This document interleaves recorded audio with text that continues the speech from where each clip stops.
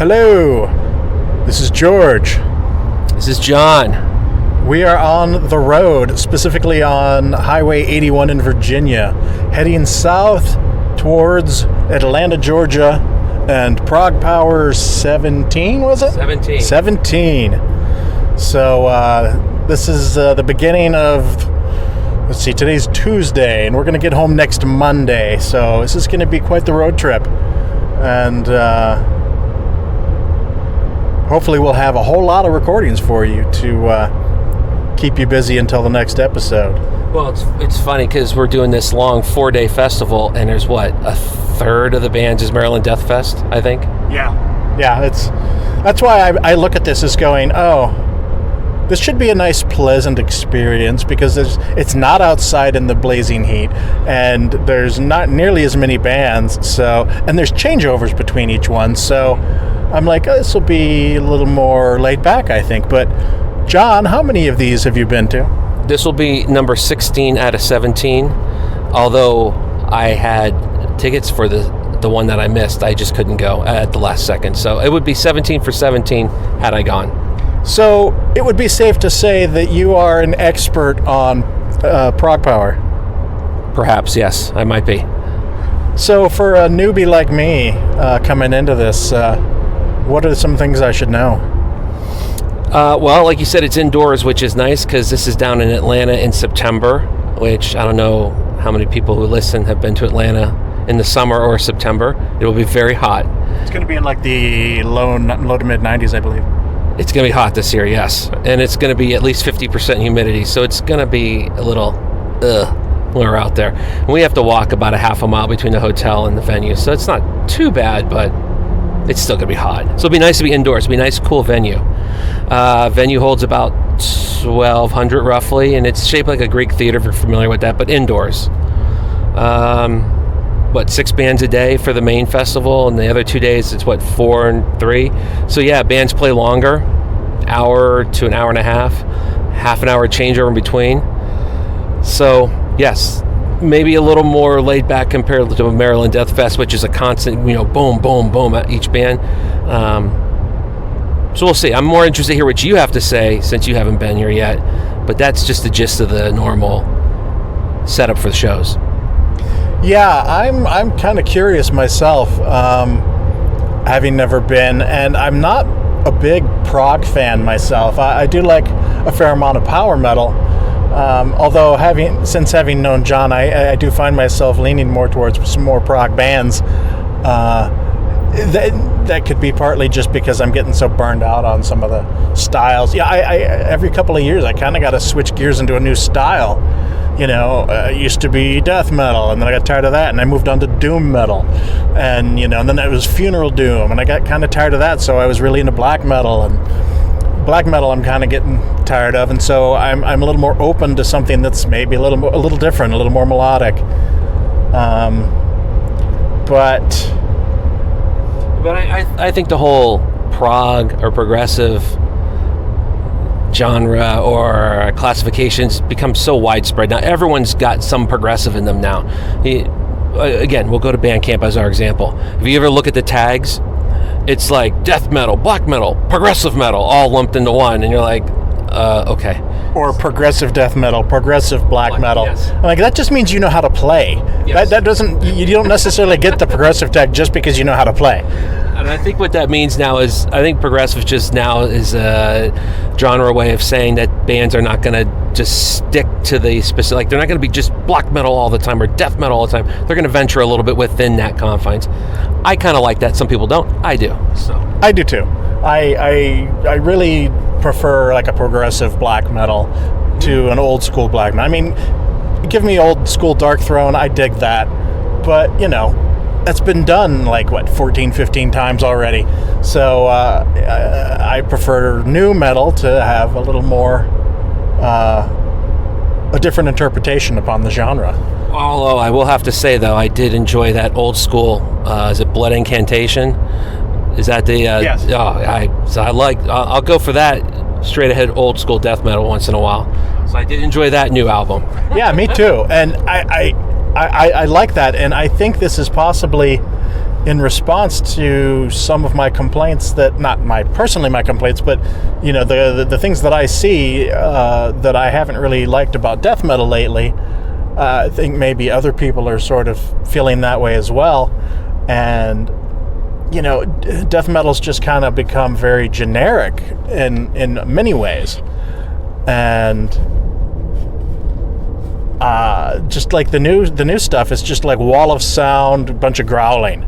That's not good death metal. If you go back to the 90s and listen to the death metal bands then, there was a lot more thrash influence and there was like some melody in there, and it didn't all sound the same. And so between Blood Incantation and I can't think of it. There's another one that I really like, but I think some bands are starting to get a clue of doing death metal that's slightly different. Even if it is a retro death metal, at least it's a good style as opposed to kind of what's been going on lately. And we're looking at some traffic here. Yeah, I think we might have an accident coming up. Oh boy. Okay. Yeah, this is not the right time of day to have traffic on this road. Nope. We took 81 because we didn't want to go on 95, which is traffic all day, all night. Can you tell how far away the accident is? We'll be in this for a little bit. All right. Well, at least we have something to do.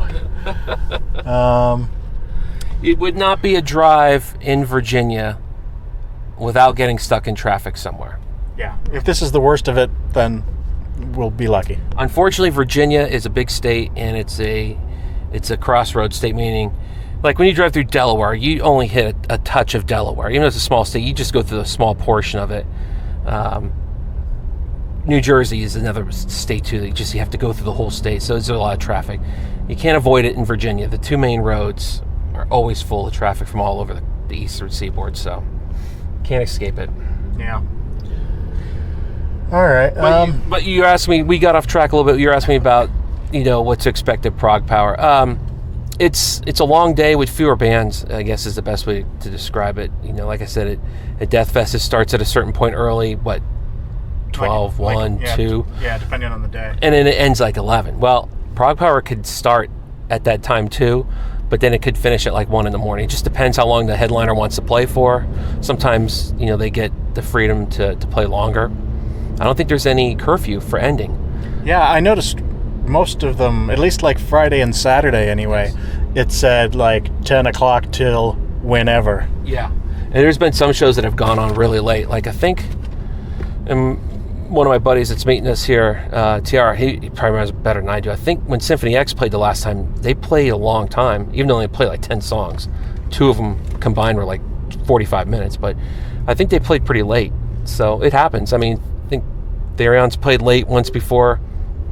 It just depends. It's kind of cool. I could see Devin Townsend just being like, hey, let's just keep this party going and just do whatever, Yeah, and the only bummer for that is usually when it's the final headline, and if it's not a band I'm into, I'm like, sweet, I'm going back to the hotel and crashing early. I got an early flight, but it's Devin Townsend for the final, so I will stay every single second that he's playing.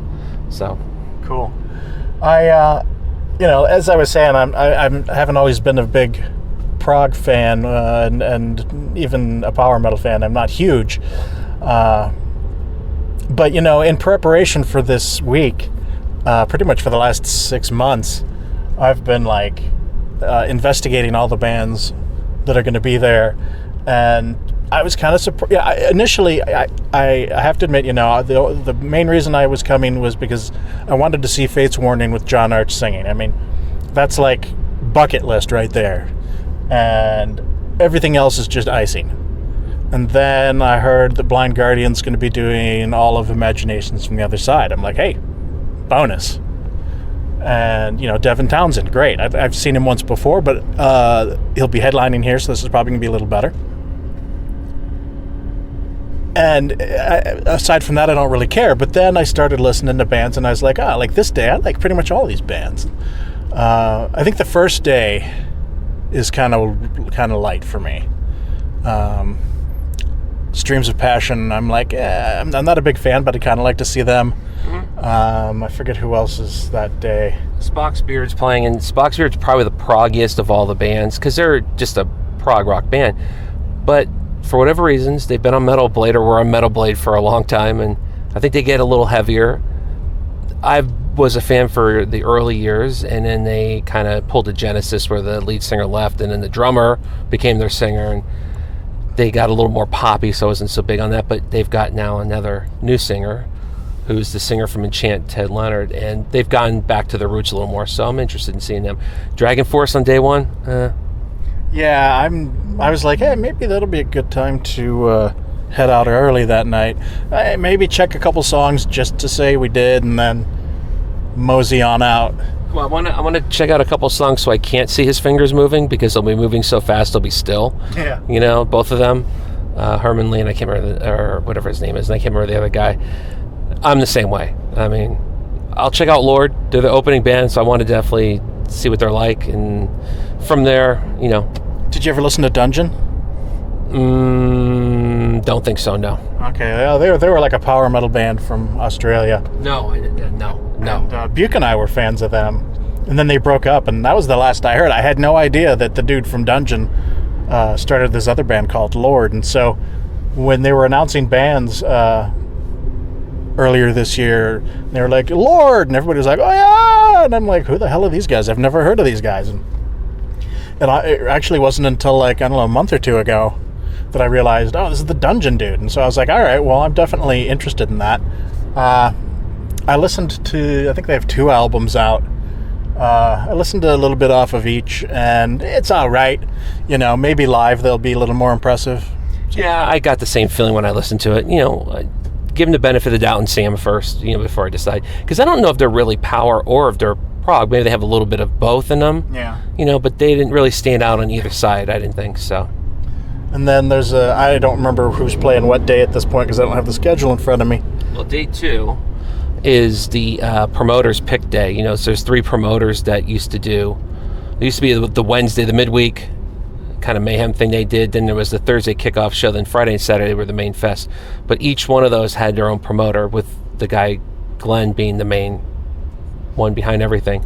So they combined Thursday night now into all 3 guys are picking. So I think it's Ghost Ship Octavius because Octavius, excuse me, because Glory Hammer. I always want to say Glory Hole. Sorry. That's because you're such a big Steel Panther fan. Yeah, oh yeah. Or maybe I'm just hanging out with Will down in Southeast. Yeah, so they couldn't get their visa straight, so we got Van Williams, his band. Yeah. Coming, so that should be kind of cool. Yeah, I think Ghost Ship Octavius is a lot better than Glory Hammer, so I'm not displeased by that. No, to me it made the night more interesting because while I like the next band is Circus Maximus, and while I like their first 2 albums, I do not like their last 2. And I know they're a little bit of a bone of contention amongst fans at the festival. A lot of people love them, and a lot of people are like me. So, and then obviously Blind Guardian. So, yeah. Thursday became a much better night for me with Ghost Ship being added to it. So, right on. There's another band, Freedom Call, that you said you weren't all that familiar with. I've listened to them on and off for a long time, and to me they're like just sort of straight up power metal, the way power metal probably ought to be. I think of them as cut from the same mold as Gamma Ray / first 2 Halloween albums. Right. You know, Kai Hansen. Right, and I've seen both those bands at ProgPower, and they were both. Well, again, I'm not a big power metal fan. I enjoyed the shows; they were fun. They were great to see. So I'll probably at least check out a little bit of Freedom Call. We'll see. Yeah. And gosh, who else do we have on there? There's that band Haken. Yeah, they're going to be like the prog metalish band. They're very popular with a lot of fans there, and I've seen them a couple times. They're okay. Maybe it's the guy's vocals that get me. It's a little high. It shouldn't dissuade me because half the bands I listen to either can't understand what people are saying when they sing, or their voices are too high. But they'll be entertaining. They're very talented, so you'll get your money's worth out of seeing them. Yeah, I listened to a little bit of one of their albums, and yeah, it didn't really grab me. I mean, the music was fine. It's just the vocals, I think, kind of turned me off. Mm-hmm. Yeah, I don't even know what day they're playing, to be honest with you. Yeah, I don't either.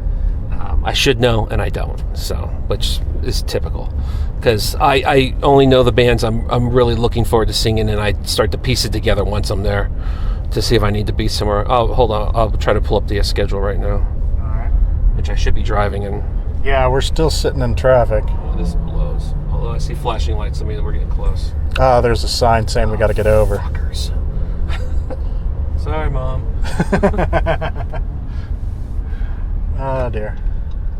All right, we'll get this figured out. This guy's going to be nice and let me over. Thank you, sir. Yeah, this is definitely not driving in Northern Virginia, Maryland, D.C. right now, is it? No, not at all. Getting down here, you're supposed to get away from that crap. Yeah, I know. All right, so day 3, I'll let you take a look at it there while I'm driving. Well, there's a band called Ascendia, and right after them is Vanishing Point. And I listened to both of these, and they were not bad. They were, I liked them because, they were kind of heavy. Okay. A little more power metal, I guess. I think so. And Gentle Storm, of course. Definitely want to see them. And I don't even know if I'm that big on the album, but it's Annika van Giersbergen, formerly of The Gathering. Mm-hmm. So I'm going to watch that regardless, just to see her sing. So yeah, I'm with you there. Scar Symmetry, which I'm guessing is probably going to be about the heaviest band there. Probably, yeah, I would think so. Probably one of the only ones that's going to have harsh vocals anyway. Well, it's funny because that's been incorporated more and more each year. I think Glenn's added a band or two here and there. I was going back and thinking all the bands I saw that I liked, and they were all the bands with the harsh vocals. But like Primordial played there a few years ago, and Essence played there. Devin Townsend has harsh vocals at times, or his industrial harsh vocals or whatever. Right. So I guess it just depends. But you're seeing more and more of that. Amorphous has played there, okay. So.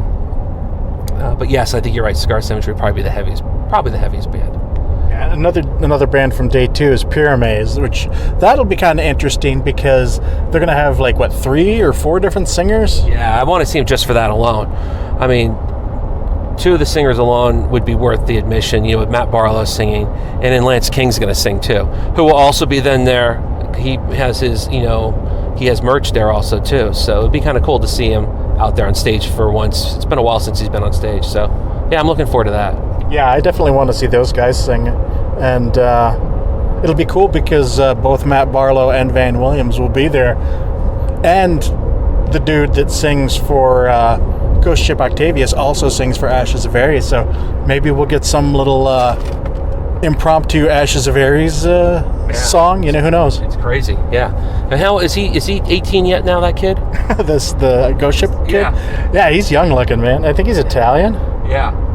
Because Buke and I saw him at the Ashes of Aries show that we went to in Baltimore last fall. It was almost a year ago, I think. I forgot about that. And he came out and did a song or two with them, so that was cool. Yeah. Who else we got? And then obviously Fate's Warning. Yes, Fate's Warning. The whole reason for me again. I just hit something on your screen and I can't see it now. It darkened. No. That's better. Maybe I just had that sunglasses on. All right. Do you have anything you want to talk about Fate's Warning? What more can I say about him? Everybody knows I like him, so I've seen 3/5 of this band when I saw the Arch Matheos tour, so I'm be glad to see the rest of the classic lineup together, which they've had how many classic lineups, so they're kind of the Deep Purple of a smaller version of Deep Purple when it comes to lineups, I guess, over the years. Yeah, the first 3 Fate's Warning albums are classics for me. I mean, if I was going to reach out and grab an album from the 80s to say, hey, this is what mid-80s heavy metal was supposed to sound like, that would definitely be one of the first few that I grab, because Awake in the Garden in particular is it's just it's a landmark album for me. There's just no I don't even know what to say. It's just awesome. And well, you've always said that it was never considered a progressive metal album, which now it's considered one of the founding progressive metal albums, and maybe that's what makes it so great, is that it just was what it was at that time, and it's ended up morphing into something else based on how people view it over the years. So I'm looking forward to it big time.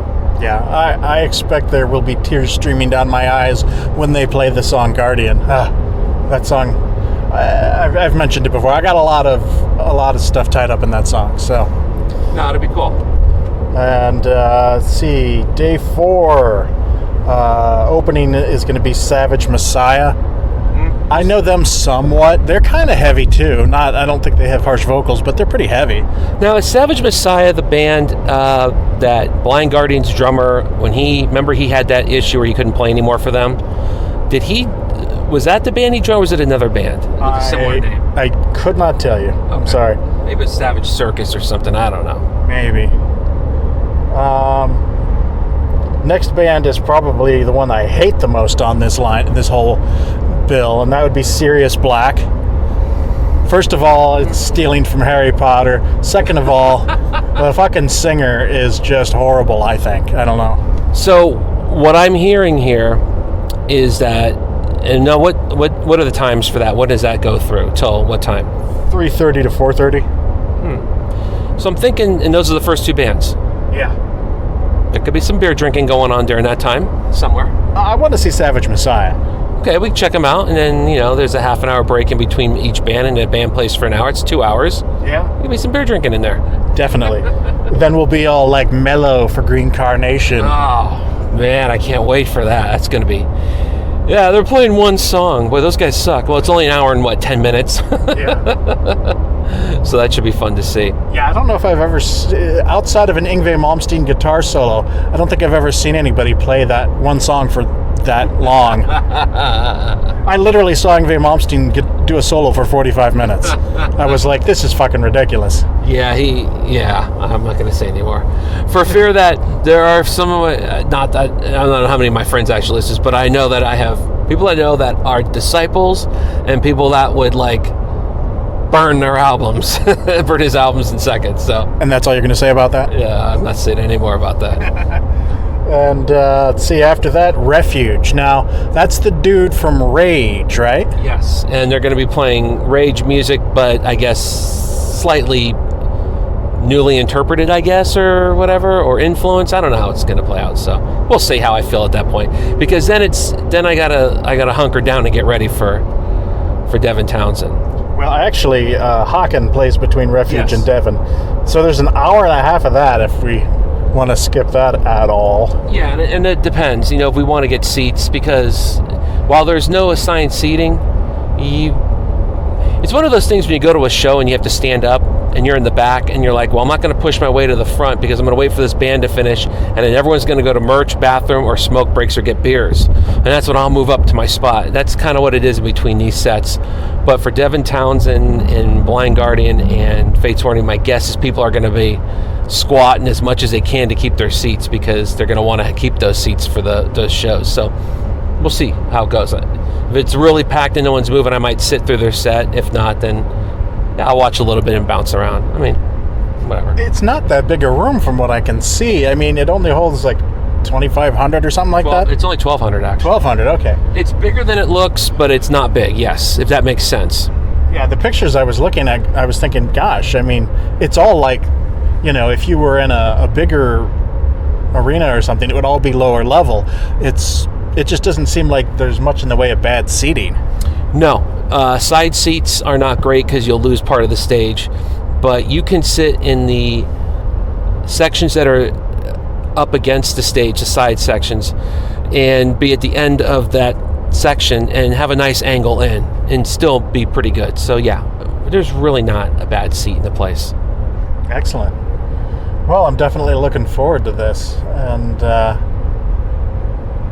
we will, of course, be recording at the very least before and after shows, probably. We might do some during. I wrote to the management and asked if we could bring in Cougar Bush so that we could record between sets, and they said they were fine with that. So as long as we can bring it in, we'll give you some commentary between sets.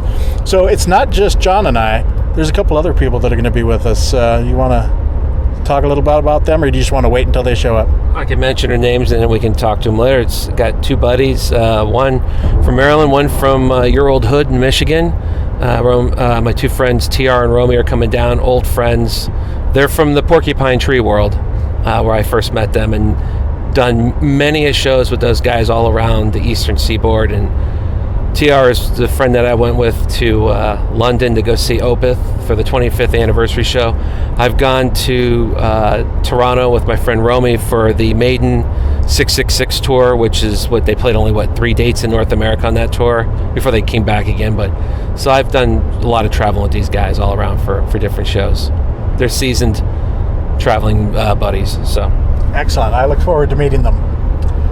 So, whenever we talk about prog and power metal on the podcast, Puke always ends up throwing in something about how the people that listen to this music are categorized as nerds and things like that. I'm perfectly honest, I've never thought about that myself, but since we're headed down there, are the crowds any different? Is it a little nerdier, or is it just a bunch of metal fans still?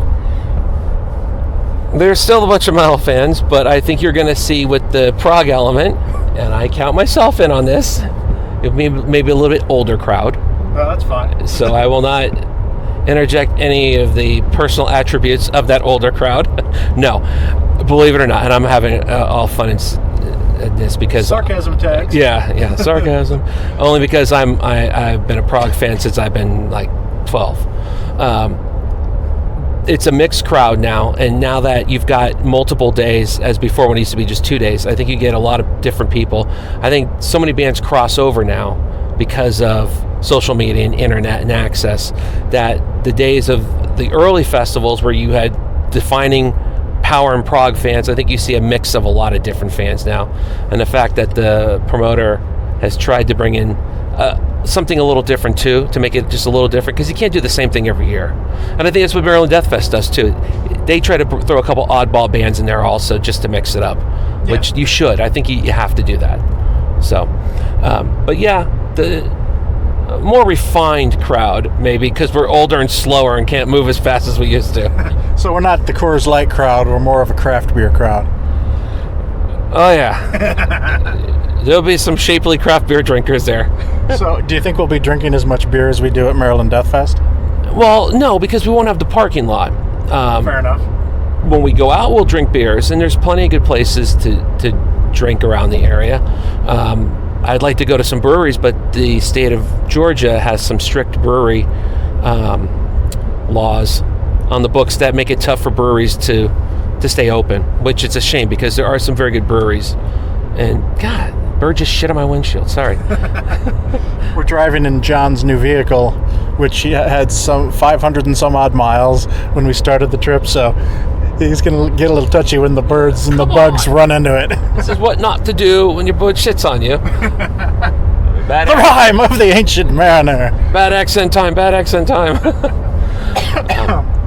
So, and it's funny, you're going to see you'll see a lot more girlfriends and wives here now, because they go with their significant others. Whereas it's not going to be like when you used to go see Rush back in the 80s and 90s, it was a freaking sausage fest. Now when you go, as they got older and everyone's older and they got wives and kids, you're seeing more women at the show. So I think that's probably changed a lot too. Although there are a lot of women at ProgPower, which is cool. I like the diversity. It breaks it up more, I think. A lot of fans from a lot of different places. People travel all around the world for this festival, so it's kind of cool. Now, this is all seated. There's no room for a pit anywhere, right? Oh, no, there is. So it's like a regular Greek theater. So you have the half moon shape for seating, and then on the floor you'll have the board, and in that half moon of no seats on the floor, up to the stage is all standing. So if you choose to stand down there, you can. So I don't stand anymore now because it's just too much. My legs, I burn out fast. I'm old, like I've said. My bones are old, and yes. My back hurts. It seems unlikely still that we would see any pit action at something called ProgPower. Maybe not so true. Maybe not as much as you would see at Maryland Death Fest. I will say this. The first time Therian played there, this is going back when they had the dual albums. Do you remember, what was it? 2004, they Sirius B. Sirius and Lemuria. Lemuria. Yeah. And those two came out. I think they came then. and they played their full set. They were the fourth band that night, so they were not the headliner. They played their full set. They had like 3 minutes left, and they pulled the lights up. And is it Christopher, whatever the main guy, he goes, "Fuck this! We got 3 minutes." And they ripped into, I believe it was Black Mass by Merciful Fate.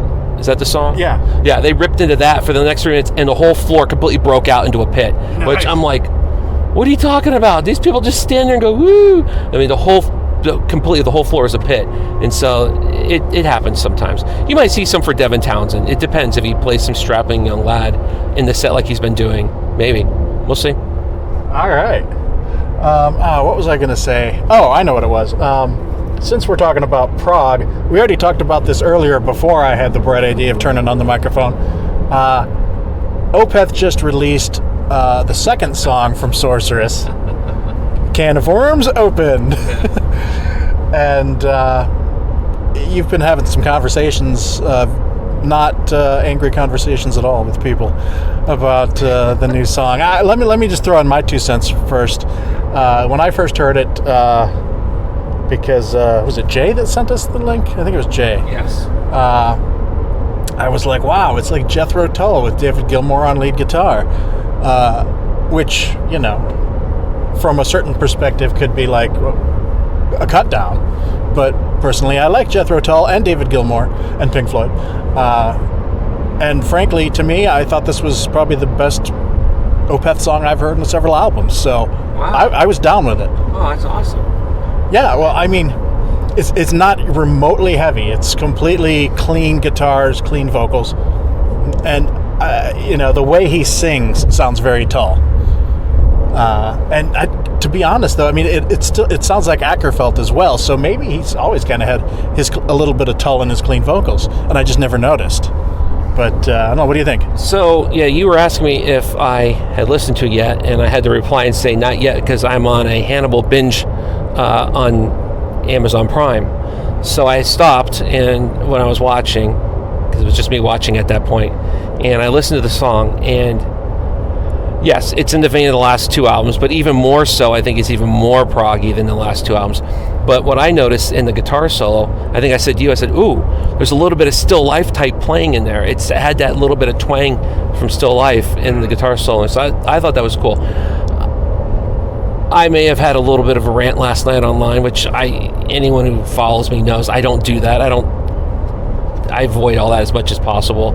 I have once in a while made a snarky comment, but I went on a little rant about people being down on the song, and I love reading it because I think it's silly.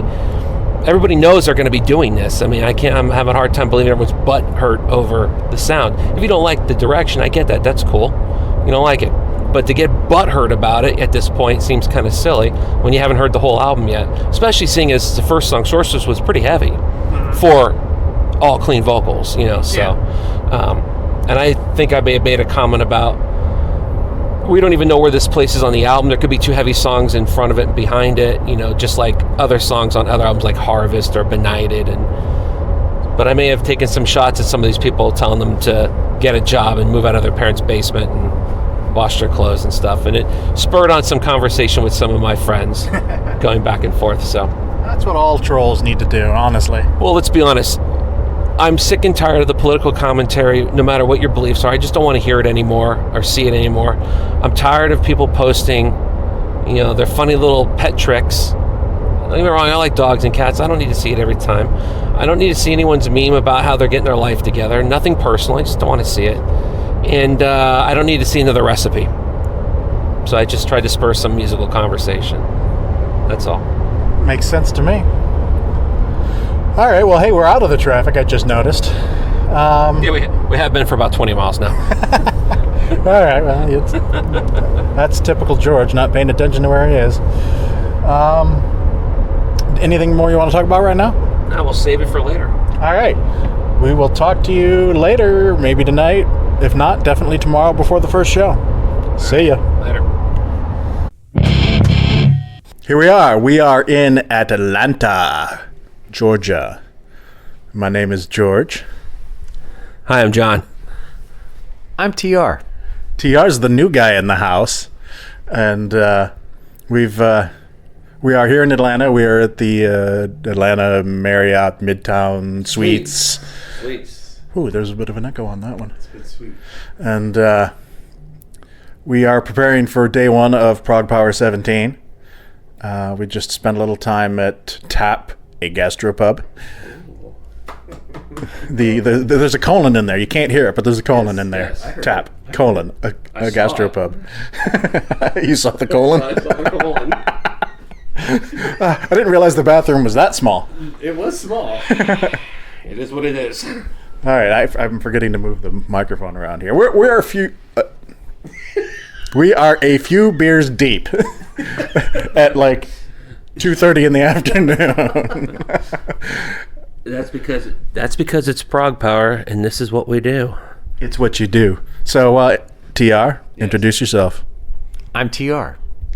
That is a very John-like answer. Excellent. Well, he's a good friend of mine, so I think that it would follow. But How many Prog Powers have you been to? I've been to 2 actually. So that's 2 more than me. All right. Two already, or 2 total? I mean, I thought you'd been more than that. Is this 2 or 3? Oh, this will be the 3rd. Okay, yeah. Yeah. But I've been to 2 previous to this. Yes. Okay. And this is my first, so I am the bitch of the group. Not at all. You're here. It's all that matters. Yeah. Okay. Fair enough. And you probably know more about these bands than I do.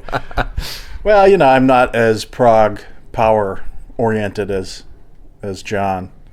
I certainly like a plethora of styles, and I think I'm going to learn a lot on this trip. Actually, even though I've heard all of the bands that are playing. So Right.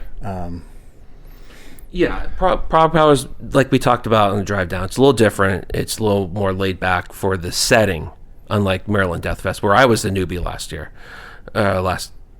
May. Yeah, it's already. It's Was it that long ago? Yeah, this here is a little different because we don't have the parking lot, which I miss from Death Fest. That's a lot of fun to hang out. So we kind of have to venture out to places to get our beers, but we did quite fine on that today already. So. yeah, what have we had? We've had shit. We've had some good local beers. We had some Creature Comforts. Oh yeah, the Creature Comforts. I call it Tropicana TR. Please tell me what it is. Tropicalia. Thank you. That sounds like genitalia from the tropics. And that's why I say Tropicana. We had some Burnt Hickory.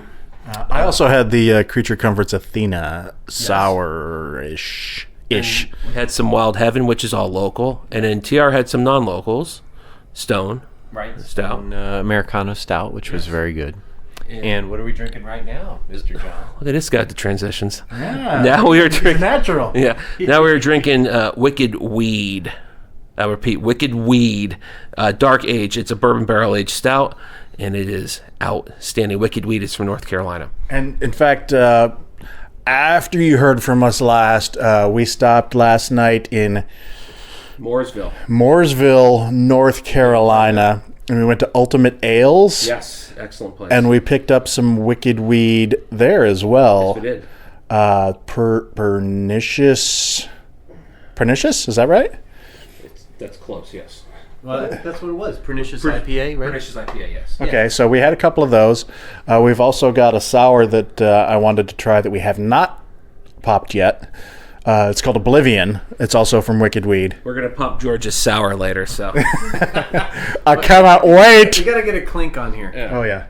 There you go. Yeah, we all, you hear those when you listen to the episodes? You're like, oh, I love the clink. It's like, oh, I wish I was there, and now I am. Yeah, it's you're living the moment. God, this is a really good beer. This is very good, and you can taste the bourbon. Yeah, you can. And TR is more the stout guy here, I think, of the group. I'm probably the more all-around guy, and George is probably more the IPA guy, don't you guys think? Roughly? I think so. Yeah. So that means the role of Puke is being played by TR. Oh, all right. There you go. Because he's our stout guy. Yeah, stouts and porters and pretty much all the dark beers. Yeah, that would be Buke's role. Yeah. Yes, definitely. All right, well, so here we are in our room enjoying another very tasty beverage, as a matter of fact. Getting ready to leave in a little bit to head down to day one, which is opened by Lord, followed by Streams of Passion, not Peems of Stashin, as I was trying to say earlier. Don't cross the streams. Don't cross the streams! And then Spock's Beard, and then Dragon Force. Right.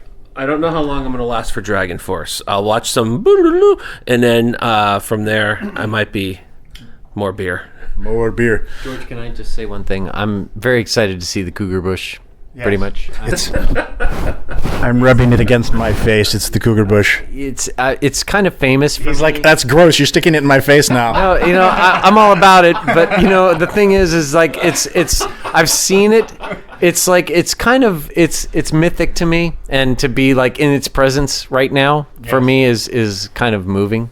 And so don't cry tears on the Cougar Bush. We don't have to have it washed. But I'm restraining myself right now because it's you want to grab the Cougar Bush. I do want to grab it, but at the same want, even though I just rubbed it on my face. Well, I'll rub the part that didn't get on your face. Yeah, around the side. Yes. Actually, it's very soft. It is soft, but there's a little bit of roughness to it. So, for all of you that have looked at the Cougar Bush and have wondered, it is as magnificent as it would seem in real life. It is a grand piece of hair. I would agree. All right. So, is there anybody today that you're particularly looking forward to? For me, I guess. That sounds like a no. Well, essentially, all right, well played. I guess I am kind of interested in Lord because I've just heard some clips, and the singer sounds really good, the band sounds good. I was not familiar with them at all prior to this, so. Have you ever heard of the band Dungeon? No, I have not. Okay, well, Dungeon was the band before Lord. Oh, okay. And also an Australian band. Okay, so yeah. First of all, for all of you out there in the podcast land, I am, I'm kind of a poser in this world because I'm mostly I do like metal, but I don't know nearly as much as these guys. So for me, who could possibly know as much as us? Exactly. So I'm just clinging, very, very easily here, very vaguely to whatever's going on here. But basically, I do like these bands, kind of just what I've heard of them, but mostly I'm here for Fate's Warning. That I just cannot wait to see that part of this show. This all leads up to Friday. Yeah, and we'll get there. But for tonight, yeah, Lord sounds good. Spock's Beard, I'm kind of interested in hearing what they do at this show. Maybe we could call this thing Spock's Beard. Oh, yeah, I'd like that because it is, I mean, it's hairy. It is hairy. It's evil. I feel like I need to live long and prosper when I see it. Because Spock's beard was evil, right? It was evil. That's true. Mirror, right? Yeah. Okay. So, but anyhow, yeah. So tonight for me, Spock's Beard and Lord, I guess, would be probably the main bands that I'm kind of interested in checking out. And I mean, I'm good with all of it. Dragon Force, I think, probably be a little over the top for me because they seem like an over the top band. But overall, I'm good with all of it, and I'm looking forward to tonight's show. I'm looking forward to the whole festival. To be honest, I think it's going to be the whole thing is going to be excellent. Yeah, for me, this is 4 days. This is one more than Deathfest. Mm-hmm. So I'm like, ooh, do I have the stamina to last? Oh, you totally have the stamina to last. It's because we get to sit on this one. Exactly, and it's inside. It's fewer bands, despite the fact it's going to be balls hot in the mid-90s. We'll be inside the whole time, so. Do they have AC in there? Yes. Excellent. So, yeah, I'm not entirely like, woohoo, Dragon Force, who cares? I mean, I'm curious. Yeah. I'm Dragon Force curious. I do want to see Lord, and Spock's Beard I'm down with. Streams of Passion, I wouldn't call myself a fan, but I am like an acquaintance of their music. I've heard it. I've been like, meh, okay. I think I reviewed their first album. And it's their last show ever. And it's their last show ever. It's an event for us. It's the last show. We can be like, yeah, we were there. Where were you? Yeah, you weren't there. You're a poser! You weren't there for Streams of Passion's last show. And everybody's like, who? But hey. Yes. So, all right, yeah. Well, it should be fun. If nothing else, it eases us gently into the first of 4 days. Yes, because tomorrow night it's going to kick it off huge. I think personally because of Blind Guardian. Blind Guardian. I know TR. You're big on Circus Maximus. Yep. Pyramaze, or however you say their name. We're all looking forward to because of the multiple singers. I think I would love to see Matt Barlow with them, and Lance King will be cool too. Yeah. And then obviously Ghost Ship, George Octavius. Thank you. So Not yes. Octavarius. Or, Octavarius. it's funny. It's interesting. For a late ad, that's. Couldn't have asked for any better. Exactly. I mean, I was a little bummed when Glory Hammer wasn't going to be here. I don't know anything about Glory Hammer, but after seeing like a couple of their videos and like, I mean, they seem to be like it's kind of like the Spinal Tap of power metal. Yeah. And I really appreciate the fact that they're kind of making fun of it while they embrace it, and you can tell that the guys are talented musicians. Oh, definitely. Yeah. And that you can see that they're having a good time, and it looks very entertaining. And so for that reason, I was really excited to see them. But of course, when they couldn't get their visas, and that happened, I mean, literally, last week they found out. This happens far too often. Yeah, and it's unfortunate. And so for them to make this last minute late ad of Ghost Ship Octavius, See, I almost which did it too. I almost did it too, is actually really great. I didn't know anything about them prior to hearing about this. When Glory Hammer pulled out of this, and so Glory, what pulled out? I beg your pardon. Hanging out in South yes.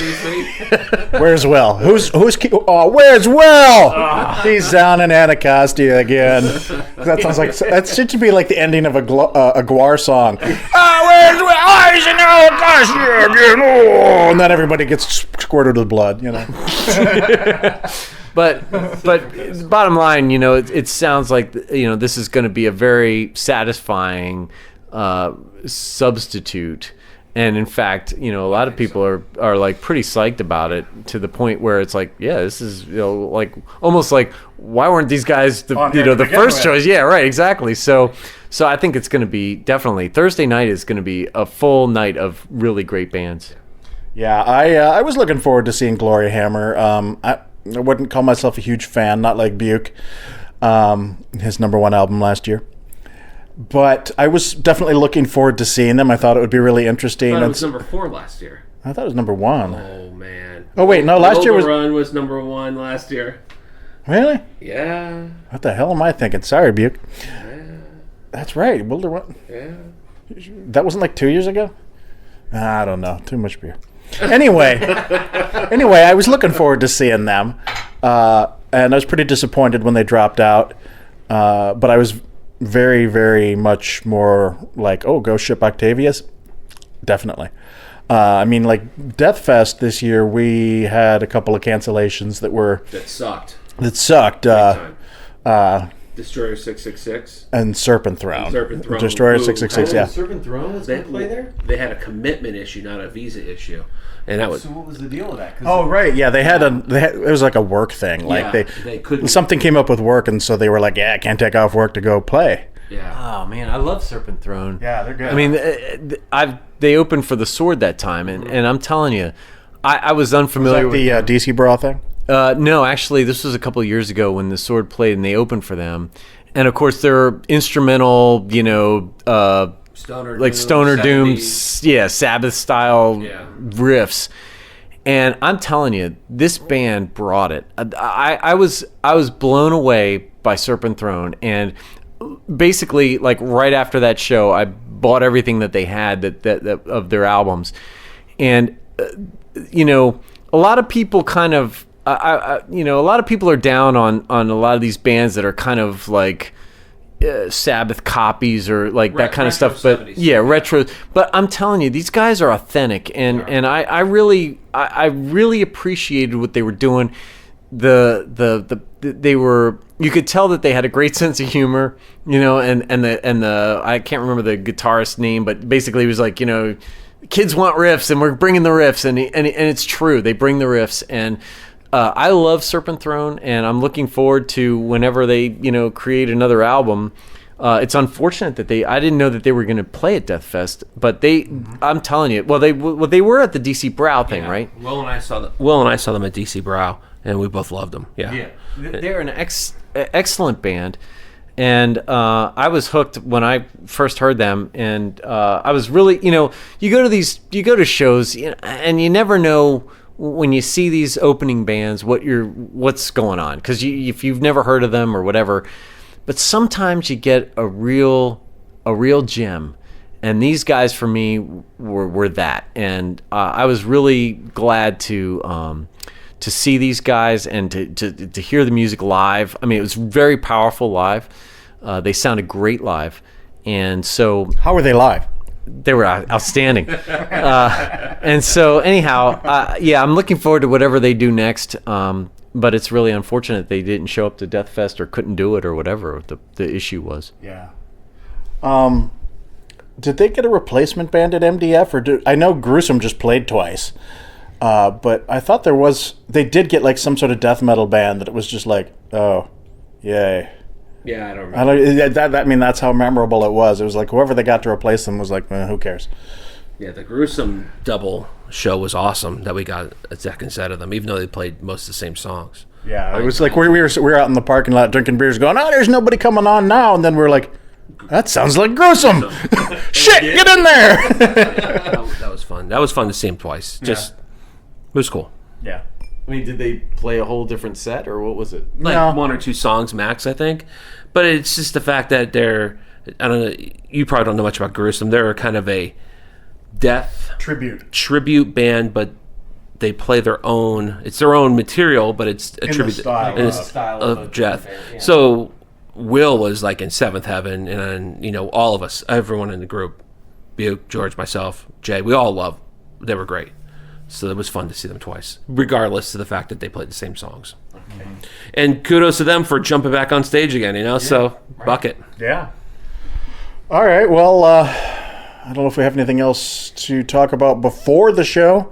We will either check in during the show or after the show. And I'm looking forward to see what George thinks of this compared to MDF. So TR already knows the situation, but I'm looking to see what he thinks, because this is like the luxury festival. You get to sit, you don't have to walk that far to the bathroom. Air conditioning. There's no porta potty, but you better have a couple bucks, because that dude's going to be pissed if you don't pay him for that towel in the bathroom. Oh, really? Yeah. So that's what I'm curious to see what you think about it. If you're not big on the bands, but you like the setting, it's so good that you don't care. Or do you like the bands and the setting, or vice versa, whatever. So, well, on the way down here, particularly this morning as driving in, John was like, I can't believe I'm getting George to listen to Spock's Beard. I can't believe I'm getting George to listen to Dream Theater. Yeah, we progged out on the way down. And I'm definitely expanding my mind in terms of my prog listening experience. And I've already got a couple of notes for things to check out when I get back. So, hey, you never know. It's all part of the deal. Exactly. All right, we'll check in later. Cool. See ya. Out. Hello, and welcome to day 2 of ProgPower XVII. My name is George. This is John. I'm TR. And, so like I said, it's day 2. Today we're going to be seeing some cool bands. But before we talk about that, let's talk about what happened last night. So we got to the venue, I don't know, roughly an hour before the first band was supposed to start. Yeah, and there's a bit of a line, which I take it's not usually quite so bad. Well, I think on the tickets for Everyone Days, it's a little long. I think what was long was they added the extra security, which you felt like it was going to be like some horrible security when we got up there, and it wasn't bad. It just took them a little while to wand everyone. The guys were all friendly. I was worried it was going to be like, take off all your clothes, because you could see everyone taking stuff out of their pockets in line. But I think it was just a slow security that kept the line looking even longer than it was. And we didn't know till we got up there. Yeah, I had like tons of shit in my pockets, and I brought a bunch of business cards to hand out, and I just got rid of them all at once. I dropped all but 3 of them apparently as I was getting all the stuff out. Well, do we need to go back to that spot on the street where we were standing and just see them all like right lying there? I meant to look when we walked out, but I forgot to look, and I was concerned about the recorder and the Cougar Bush because they were fine. Yeah, well, I took everything I had and stuffed it in my hat, and they didn't look at any of it. So if you're trying to get into a show with something you don't want them to have, or at least this particular show, just shove it under your wallet or your whatever and stuff it in something. And they're only looking at what you have on you. take your contraband, set it to the side, let them wand you, take your contraband, and go in. Yeah, I mean, to secure those has been pretty good for years. I mean, they're going to check every bag, minus, I guess, the woman who had the knitting needles, but which I thought was kind of strange. Why you would bring those? Does anyone think? I get people bringing weed to a show. And that's contraband. Why knitting needles? I don't know. Well, you know, I know people that knit, and they take it with them everywhere because when they have some free time, they do a few things. But I was like, those are big, long fucking spikes at a show. I'm like, how is that not a security concern? That's my point. You would think that you wouldn't do that for that reason. It's like, why bring a 1 or half-year-old to the show and stand on the floor in front of the speakers? Yeah. Now, you know, in their defense, they did have headphones for the little guy, but I agree. I really don't see the point in bringing an infant, essentially, to... No babysitter. Yeah. It's like, come on. You know, why would you bring a little baby? They have no conception of what's going on. It's I don't know. It's the first time I've seen it here. Here's the thing. Yeah, they had the earphones. Babies feel vibrations, too. Because I know half the time I'm like, man, that double bass is going to make me have to go to the bathroom. Well, if you're a baby, it doesn't matter. You can just go. Yeah. It matters to those of us who are standing next to the baby. But yeah, I took a picture. I was sitting right behind the girl with the knitting needles, and I, you know, slyly or not so slyly, took a picture over her shoulder and posted it. And I was like, yeah, knitting needles. You know, get down in the pit and jab somebody through the eye with that. Well, to her credit, she didn't move the whole night. I don't think she got up once the whole time. It seemed like I think she did. Once or twice for, she like, did, drinks and bathroom. but it just didn't seem like it. Seemed like she was always there. So, whatever. Yeah. Did you notice if she had like a sweater by the end or anything? She had something. It looked like about the size of a beer cozy. But it was open at both ends, and it was red. So I knew quite a bit about it, actually. And you just noticed the word dragon coming across it. So apparently she hadn't finished the force part yet. Yeah. So we got in eventually. Got in with the recorder, which I didn't end up using. I think I may actually leave it back today. Somebody's knocking at our door. They told me that you had an issue with your shower. Yeah. Oh, yes. I'm not sure what it is. So We will continue in a moment. All right, we're back. That was the guy from the hotel coming to look at our shower, because we have like a shower stall as opposed to like a bathtub shower, which is quite nice in that regard, because I hate the slipping and sliding in it. But yeah, anyway, the seal on the door was not so good, and we had a bit of a flooding issue this morning. Yeah, a lot of fucking water on the moving grounds. Anyway, carrying on. After we got into the venue, we went and sat down, and So let me ask you guys, because I'm the veteran here. What did you guys, and TR's been to a few, what did you think of the setup going in? I mean, it's not like a super plush venue, but I think it's kind of a nice venue. There's not a bad seat in the place. yeah, I liked the what do you call it, Greek-style theater seating, but not in a massive amphitheater sort of way. It was, a relatively small club size, and yeah, I thought that worked out really well, because everybody got to sit down. I think those on the floor, of course. Except for those people on the floor. But I mean, like, pretty much any show I've ever been to, if there's seats, you sit down between sets and stand for the band. That makes sense. And we pretty much sat the whole night, which was like, wow, that's different and kind of nice. Use the seats as intended. But maybe that's not metal.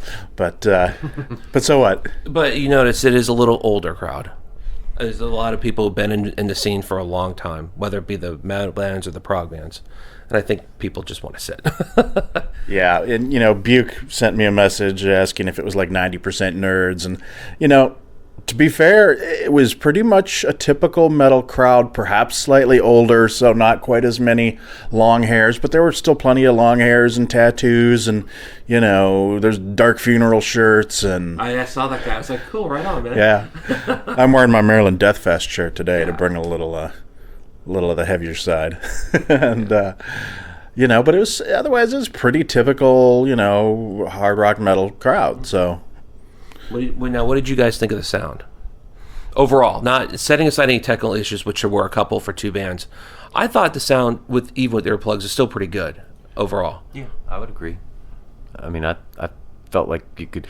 There were a couple of times when during certain bands, I felt like the mix was a little bit off in a couple of ways, but overall, that was the guy working the board as opposed to the system. Right. Yeah. Just sitting there and listening, like you could definitely hear what you needed to hear. So. It seemed to me they were having some issues with the lead mic just a couple times here and there. Like the guy from Lord, a couple times it seemed like he went out. He was a little hard to hear. And then he would get back up like, I just did. People can't see what I did with the bush here.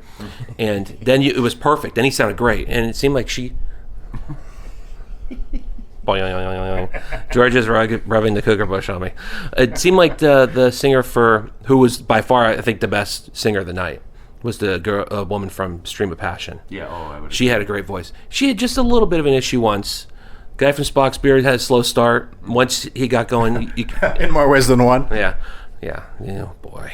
And then I had trouble hearing the guy from Dragon Force, but I think it's because they have a wall of everything going on at one time. Yeah. Every instrument is... Yeah, and I felt like there were times when you could hear him pretty well. Yes.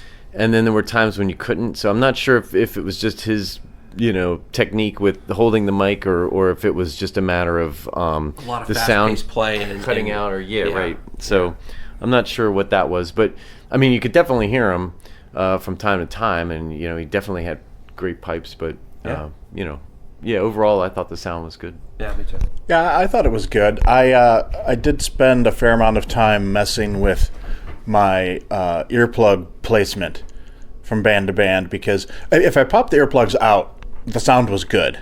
Mm-hmm. And it wasn't overly loud. If I didn't already have ravaged tinnitus hearing, I probably could have gotten away with not wearing earplugs. Did you do that for Spock's Beard? Yeah. And it wasn't loud. Actually, I don't recall. We'll talk about why I didn't do that for Spock's Beard later when we get to them. You don't remember. But at least for the first two bands, and even for Dragon Force, the sound was pretty decent. But like sometimes I had to tweak the earplugs a little so I could hear the vocals a little better. I didn't pop mine the whole time. I left mine in the whole time. Yeah, me too. And towards the end, it starts to get a little tight. But I find if I pop them out and then put them back in, I can never get back to my original place where I adjust to eventually. So that's why I didn't do it. Well, I have a hard time hearing at shows because with all the people talking, I was telling John, I'm sorry if I was a little antisocial in the venue because I have a hell of a time hearing somebody talking right next to me. Oh yeah, yeah, we did too. Yeah, that's why he was getting frustrated with me. He kept talking to me, and I'd be like, "What?" And he'd say, "Oh." Well, it was just the one time because I thought you heard me because I thought you responded to something else. Well, because I couldn't hear you. I didn't know what you were saying. Yeah, and then when I thought I knew what you were saying, it was't what you were really saying. I wasn't trying to yell. I just, because I can't tell if I'm talking too quietly. So I finally just said, "It's me!" And he went, "Oh, no. And I'm like, "Oh, all right." Yeah, so don't feel bad about that, George. Yeah, sometimes I just nod and smile. I'm like, you're talking a lot, and I'm only getting every third word, and hey, okay.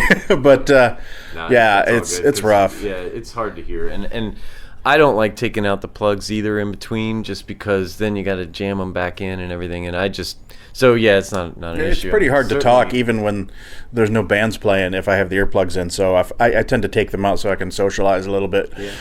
As difficult as that is, it's a little easier if you're standing and you can like sort of group into a circle and talk into each other's faces. But when you're leaning across the seats, it's like it's nearly impossible. But so first band was Lord, as we mentioned, and I don't know. Personally, I thought they were pretty awesome. They came from Australia. The dude from Dungeon, which John said that they actually played a couple of Dungeon songs. Yeah, apparently they played 4 Dungeon songs. Half their set was Dungeon. Yeah. It was cool. I noticed one of the songs was The Legend of Huma. Mm-hmm. I don't know if that was a Lord song or a dungeon song, but it's funny because I just happen to be rereading the Dragonlance books at the moment, which is The Legend of Huma is based on one of the characters from the Dragonlance series, and I was like, the fuck? I'm like just reading about this. I think it actually is a dungeon song, if I'm not mistaken. I could be wrong, but I think it is. Okay. So, but yeah, they sounded good. You know, I haven't seen, and I'm going to repeat myself with this a lot, I haven't seen a power metal band like that play live before, with the exception of Hammerfall. I did see Hammerfall, which was slightly different. And it was kind of cool to see the whole, like, everybody's, like, singing these big bombastic choruses and, playing the fast guitars and just looking like they're having fun on stage instead of being all dark and, brooding. So my issue with power metal is that, well, I said to you afterwards, I thought they were good, but every song after a while sounds the same to me because I'm not a big power guy. Yeah. I will say this. The choruses where everyone's singing, they were singing. It didn't sound like they piped in any extra vocals, so then I don't mind the gang singing if it's everyone doing it on stage. They were great. I couldn't differentiate songs after a while. And not having a whole lot of experience in that whole realm. I mean, I've like heard some power metal bands. To me, there was because of the guitarist, I guess, is kind of like been around a while. I think, like you said, it's like 26 years he's been doing this or something. And so to me, like when I listened to that band, even though it's I guess maybe classified as power metal, to me there were old school elements of what they were playing that sounded very much like straight ahead metal, in the flavor of Maiden or one of those other earlier metal bands that to me kind of undergirded the power metal. And I may be just like coming from a place that maybe doesn't make sense, but to me that's kind of like the impression I got. Like there was like this foundation of like old school metal, but with the power piece like layered on top of it. Yeah. Well, we had this. Georgia had this conversation in the car that we did not record. That original power metal, is really a derivative of speed metal, which is a derivative more of like some Maiden and a lot of Priest. Okay. Iced Earth, I guess, early in the years. So power metal today, I think, is different than what it probably was X number of years ago. So yes, you're right. They had a lot of older 80s, early 90s style to them. Yeah, power metal used to be a little more diverse. It was just sort of a general style. Right. And then I think it just became a template. Mm-hmm. And then at some point, everything after that it's got to have this. And so they just got cookie cuttered at that point and pigeonholed. And I guess we just call them power metal because I don't know how else to classify them. I would say that, yes, they're more just a metal band, straight ahead metal, I would think. Yeah, more or less. The impression I got. And I feel like a poser with you guys because like I like metal. I like mostly hard rock and like the kind of standard metal bands. And so like from that respect, like I don't have the depth of knowledge that you guys do when it comes to some of the metal genres and some of the styles of metal. So if I'm like kind of out in left field sometimes, just let me know. But you're one for one so far. So okay, well, right. Good. What are your thoughts on Impaled Nazarene? It sounds like it hurts. All right. So what about the next band, Stream of Passion? So, a couple of things about them. First, this was supposed to be, well, she came out and said this was their first show in the United States and their last show in the United States because by the end of the year, the band will cease to exist. And so she didn't really get into the details of that. I guess we did hear a couple of things about what's behind that, but yeah, they're just calling it quits. But bottom line is that first of all, I thought they did a great set. Although, if it's your last concert, I'm thinking they played a couple of cover tunes, which I thought, if this is your last show, I would think you'd want to play your own stuff more. But yeah. I kind of thought that their covers were interesting. But she had great vocals, and the band was good. They did suffer from technical difficulties at one point, where I guess the guitarist and maybe even the bass player had to leave the stage. they recovered fine because the keyboard player and the singer were able to play a song, which I thought that actually worked very well and really didn't seem to alter the vibe or the flow of the concert any. But I thought they were very good. I thought they were real tight. Her vocals were outstanding, and I thought the mix was good for them once everybody was playing, and each one of them seemed very talented musically. So overall, I enjoyed that. You could tell that the guitarist was having problems because I couldn't hear him at all the first 2 songs before he left stage. The guy with the little headless. The little dime store. I mean, I'm sure it's a good guitar. Well, you could. I mean, it had the compound radius and Yes. you could tell that it was like a metal constructed specifically to play fast and all that. Yes. But it was just it so looked small. like it was a toy though, because it had no head, and I don't know who makes it. Looked like those old Steinberger guitars. Yeah, kind of, but even like a more modern take of that. Yeah. But yeah, I agree with you there, John. It just seemed he had a little bit of trouble, but once he came later back, on, it was like you could hear him. You could hear him. His Yeah. solos, you could hear and stuff, and so it was cool. I agree with everything you said. I mean, I'm not big on anymore on the kind of symphonic, gothic, whatever. It's not even gothic metal; it's just symphonic metal. But they didn't overdo the symphonic part, and I'm interested to find out if they've covered those 2 songs.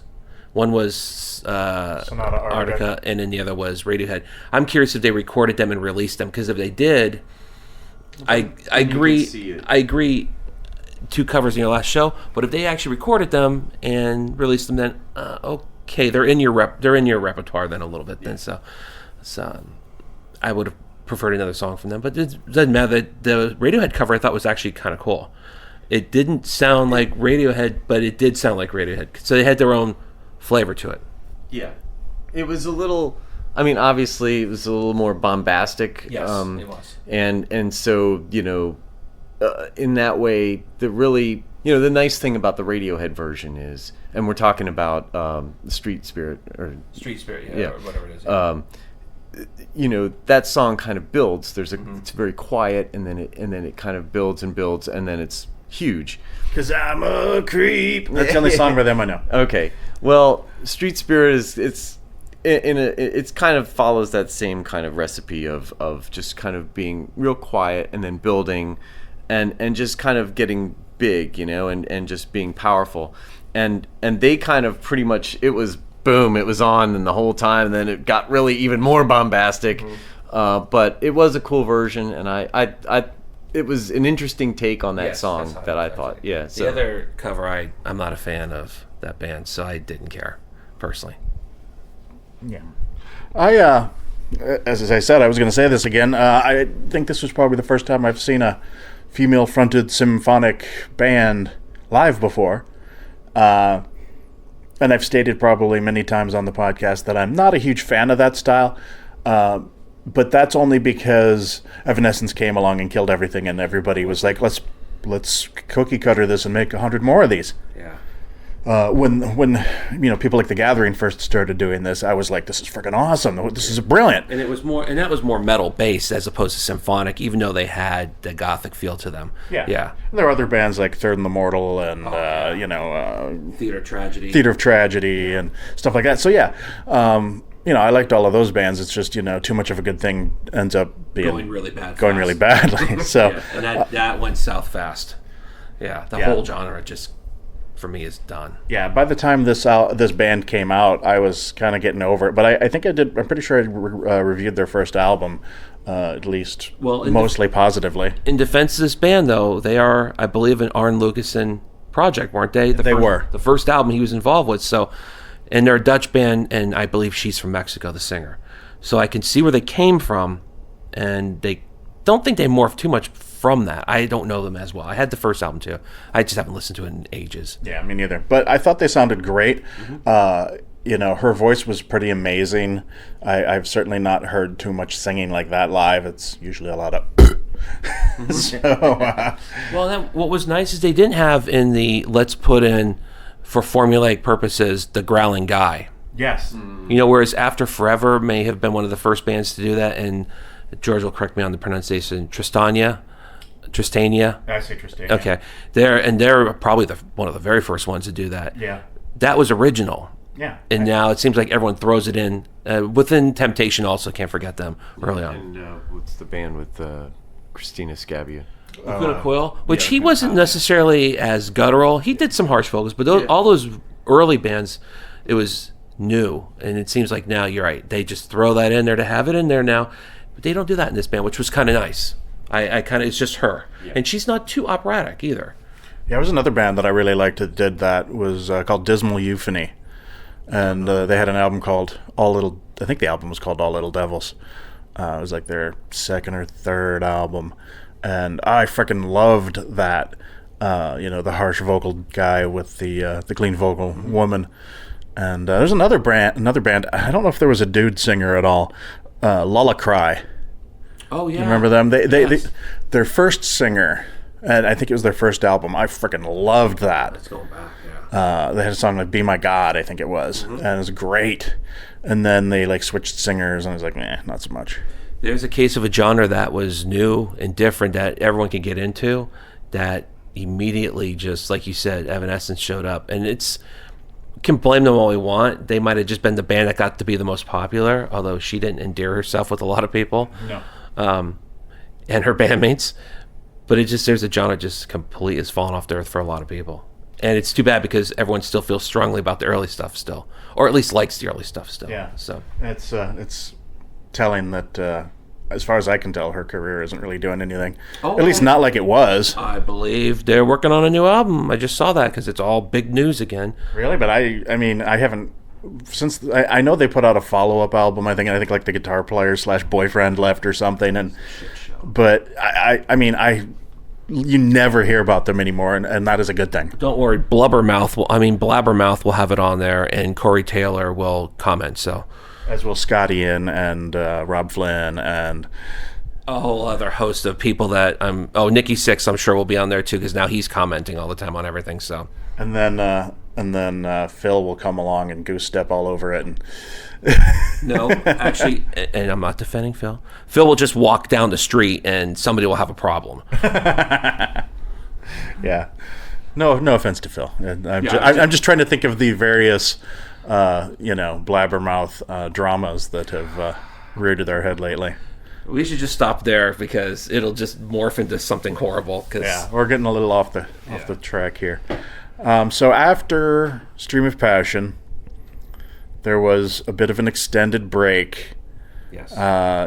Everything was set up so that there would be a half hour between bands, which is pretty typical of shows that only have one stage. Yes. And let me state for the record, this is a crew that works for Glenn that he is very loyal to, and those guys and girls, they work their butts off. I'll say my piece and I'm getting out because these guys will go off for the next hour. They'll take the whole amount of time we waited to describe what they think. It'll be like us sitting in traffic for Sabbath. We sat in traffic longer than their set. Yeah. They had technical difficulty setting up. Spock's brings a boatload of shit with them. I wasn't happy about it, but I'm willing to wait for the answer on what happened before I decide to rage or accept. Now I'll let these... Stop being so reasonable. I'll let these two now... I'm going to go get some water and check what time it is. I'll let these two have their little rant, and I'll be back. I'm just having fun. Taking the piss out of us. Yeah, so it was supposed to be a half-hour changeover. They were supposed to start at 8. And they did not start until like 9:15, 9:20, somewhere around there. Essentially when they were going to be done. Yeah, exactly. And I get very irritated by this whole Axl Rose syndrome. But I don't think it was. I understand. That. I've retracted, but at this point, most of the things that I said. You probably weren't thinking that it wasn't that. Meaning that it wasn't that. Meaning you probably think it was Axl Rose syndrome. Well, it's like I consider the Axl Rose syndrome to be he just doesn't feel like coming out yet, and in this case, I was, pulling completely out of my ass with no basis on fact or any sort of reality that they brought too much gear or it was too complicated and it was taking them longer to set up and because they're the second to last important band, it's okay for them to take a long time setting up their computers and all their stuff, or that they just weren't prepared and they're like, oh shit, this is going to take longer than we thought.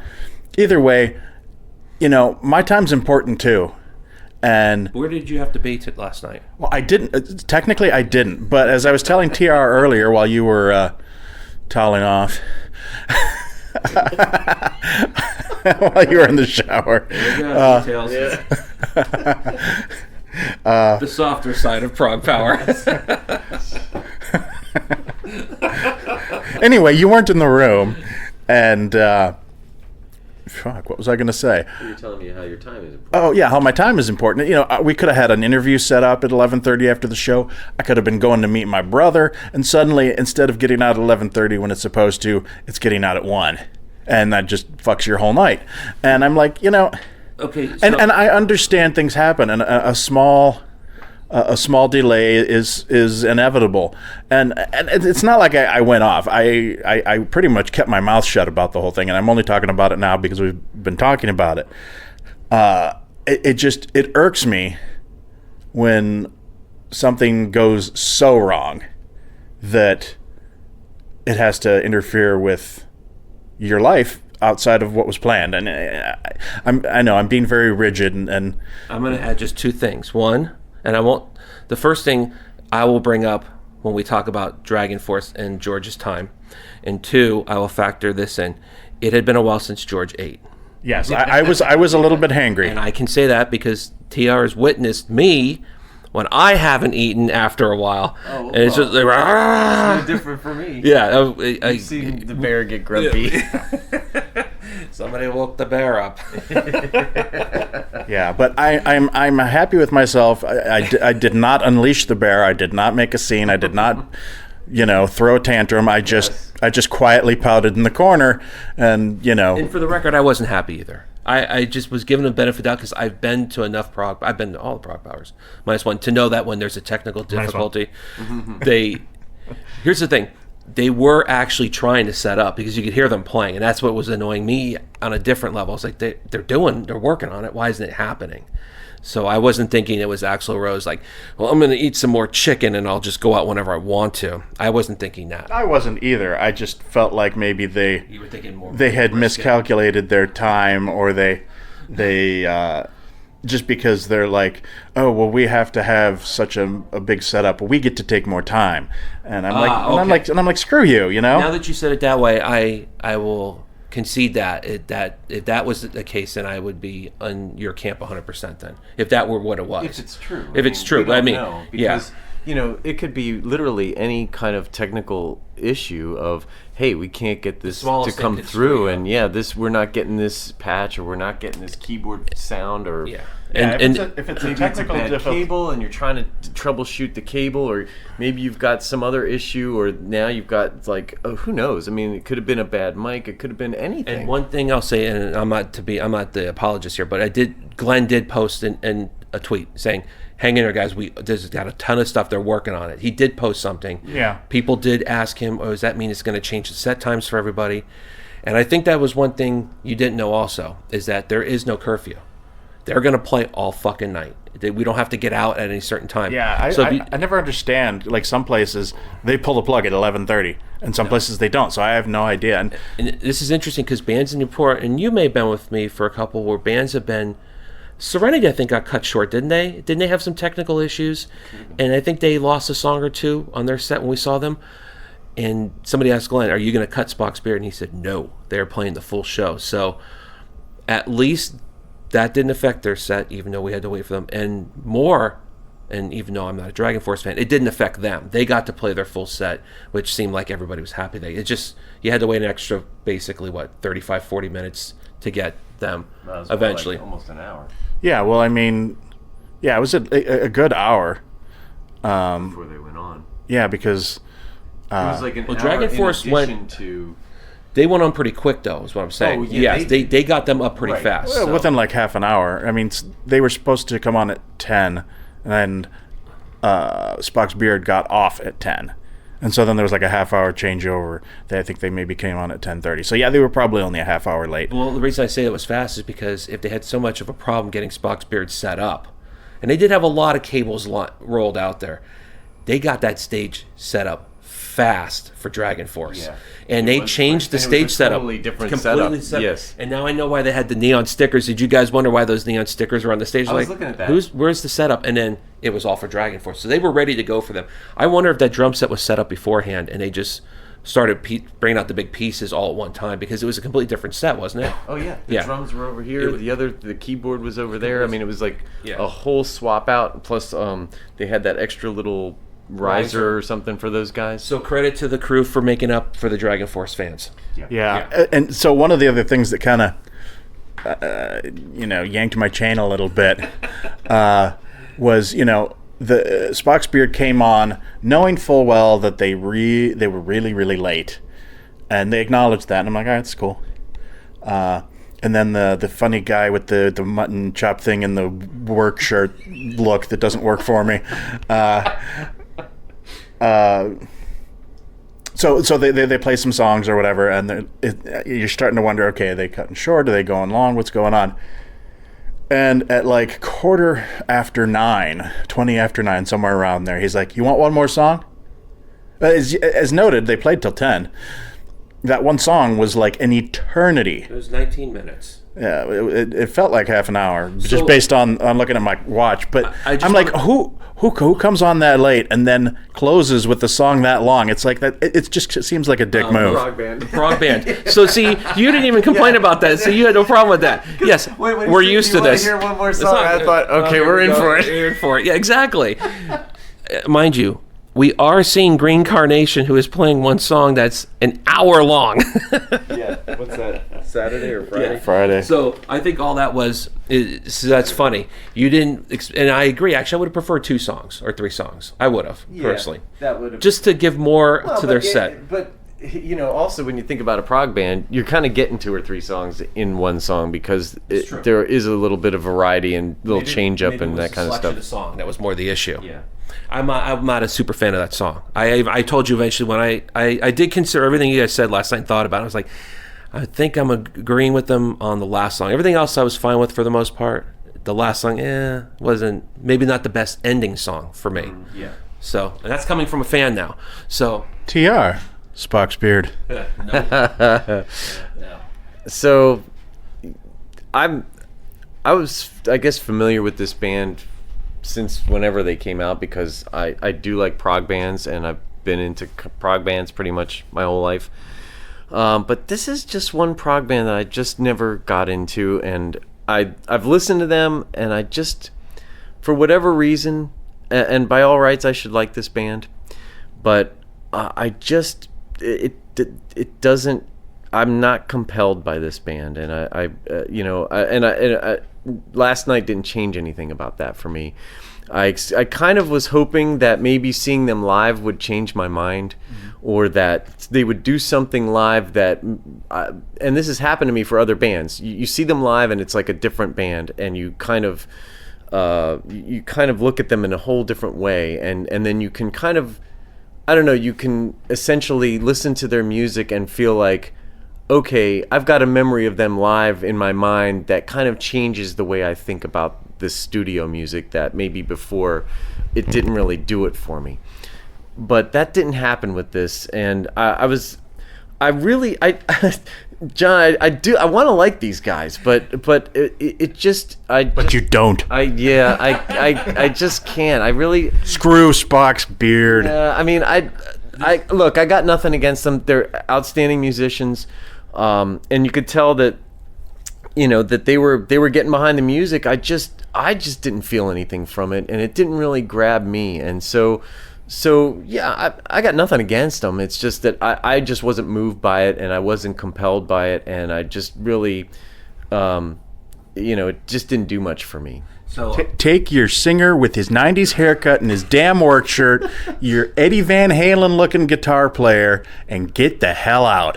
That's editorial by George. And I'm just kidding, by the way. So for metalheads who don't listen to prog, this is an ongoing thing amongst prog fans, that we will go back and forth about how we do and don't like certain things. TR and I will go, we're both yes fans, but we'll go off over periods of yes. And we'll add another friend in who comes up with something we're both like, you need to shut up. So this is... Like earlier, I said that the best Yes song ever is Owner of a Lonely Heart. And we were like, what? While some people like myself get more demonstrative about how we express it, this is all for fun. We're just fucking with each other. And now there's no like death threats like some metal band fans can be. Yeah, I mean Don't get me wrong, and I'm one of those fans too. Well, I think we all feel strongly about the different music that we each like and that we have opinions about, and it's all right to have an opinion about it. I mean, each of us kind of comes from a different place musically and inspirationally, and so we're not going to see eye to eye on everything, and I like I said, I did want to like this band, and I was really hoping that this live performance might change my mind, but it just kind of reinforced why I really can't get behind them. But I mean, again, it was a good once they got past those first two songs. Was like the first old song. I thought they sounded better. Yes, I agree. I agree 100%. Vocally, it seemed like he either needed to warm up or he had to get used to the sound or maybe the monitors. I'm not sure. I don't know how you guys felt. Was he doing too much? Playing guitar, singing, playing keyboards, all at the same time, kind of thing. He's got an interesting vocal style. He can clearly hit those high notes, but he does it in a way that's kind of I don't know. He has a different style that I'm familiar with. It didn't look he was exerting a lot to do it. Did you feel that way? No, but it still felt like it was kind of.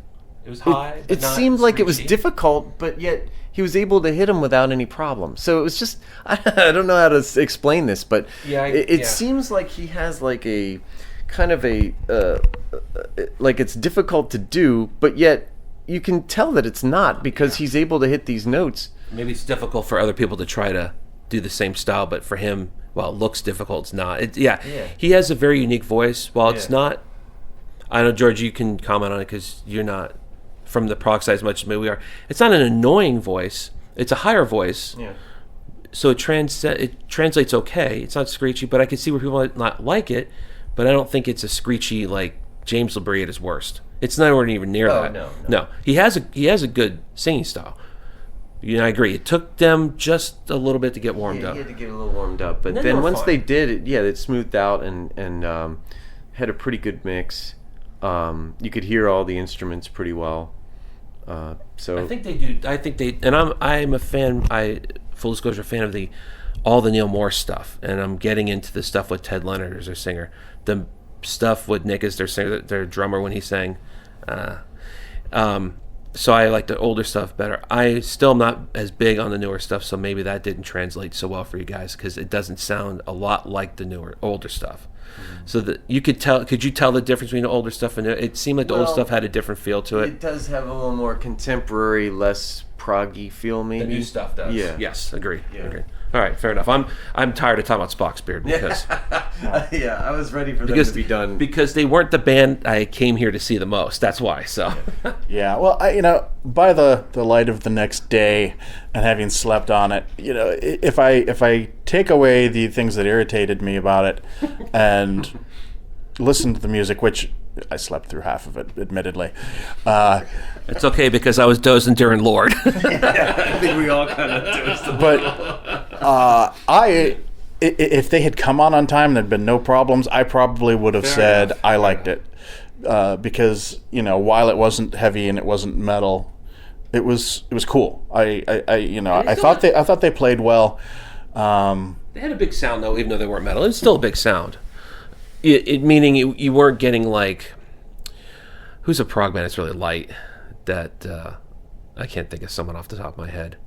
Like Glass Hammer or somebody like that. Yeah, I mean like Genesis, even though they're prog, they could get, or old Genesis can get pretty heavy with their sound. Oh yeah. So maybe that doesn't translate well trying to explain it. You have to hear it. So yeah.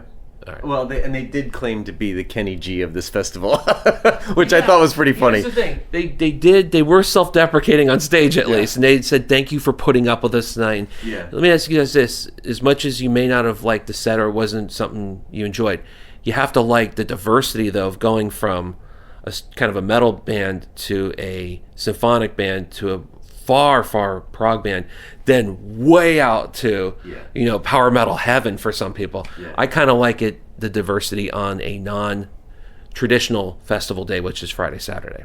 Right, and it does mix it up, and it does kind of make it interesting, and it does give you a little break, because sometimes getting all of that, like you guys were talking about Death Fest, where it's pretty much you're getting not the same thing, but like you're pretty much getting mostly like death metal, yeah, with it's some black metal thrown in, some thrash. So you're getting it in the face pretty good for a while, and to kind of get that break from time to time isn't bad, and it kind of gets you kind of amped up. And when Dragon Force came on, it was like, okay, you kind of felt like, all right, let's go. I was looking to go, even though I didn't last long with that go.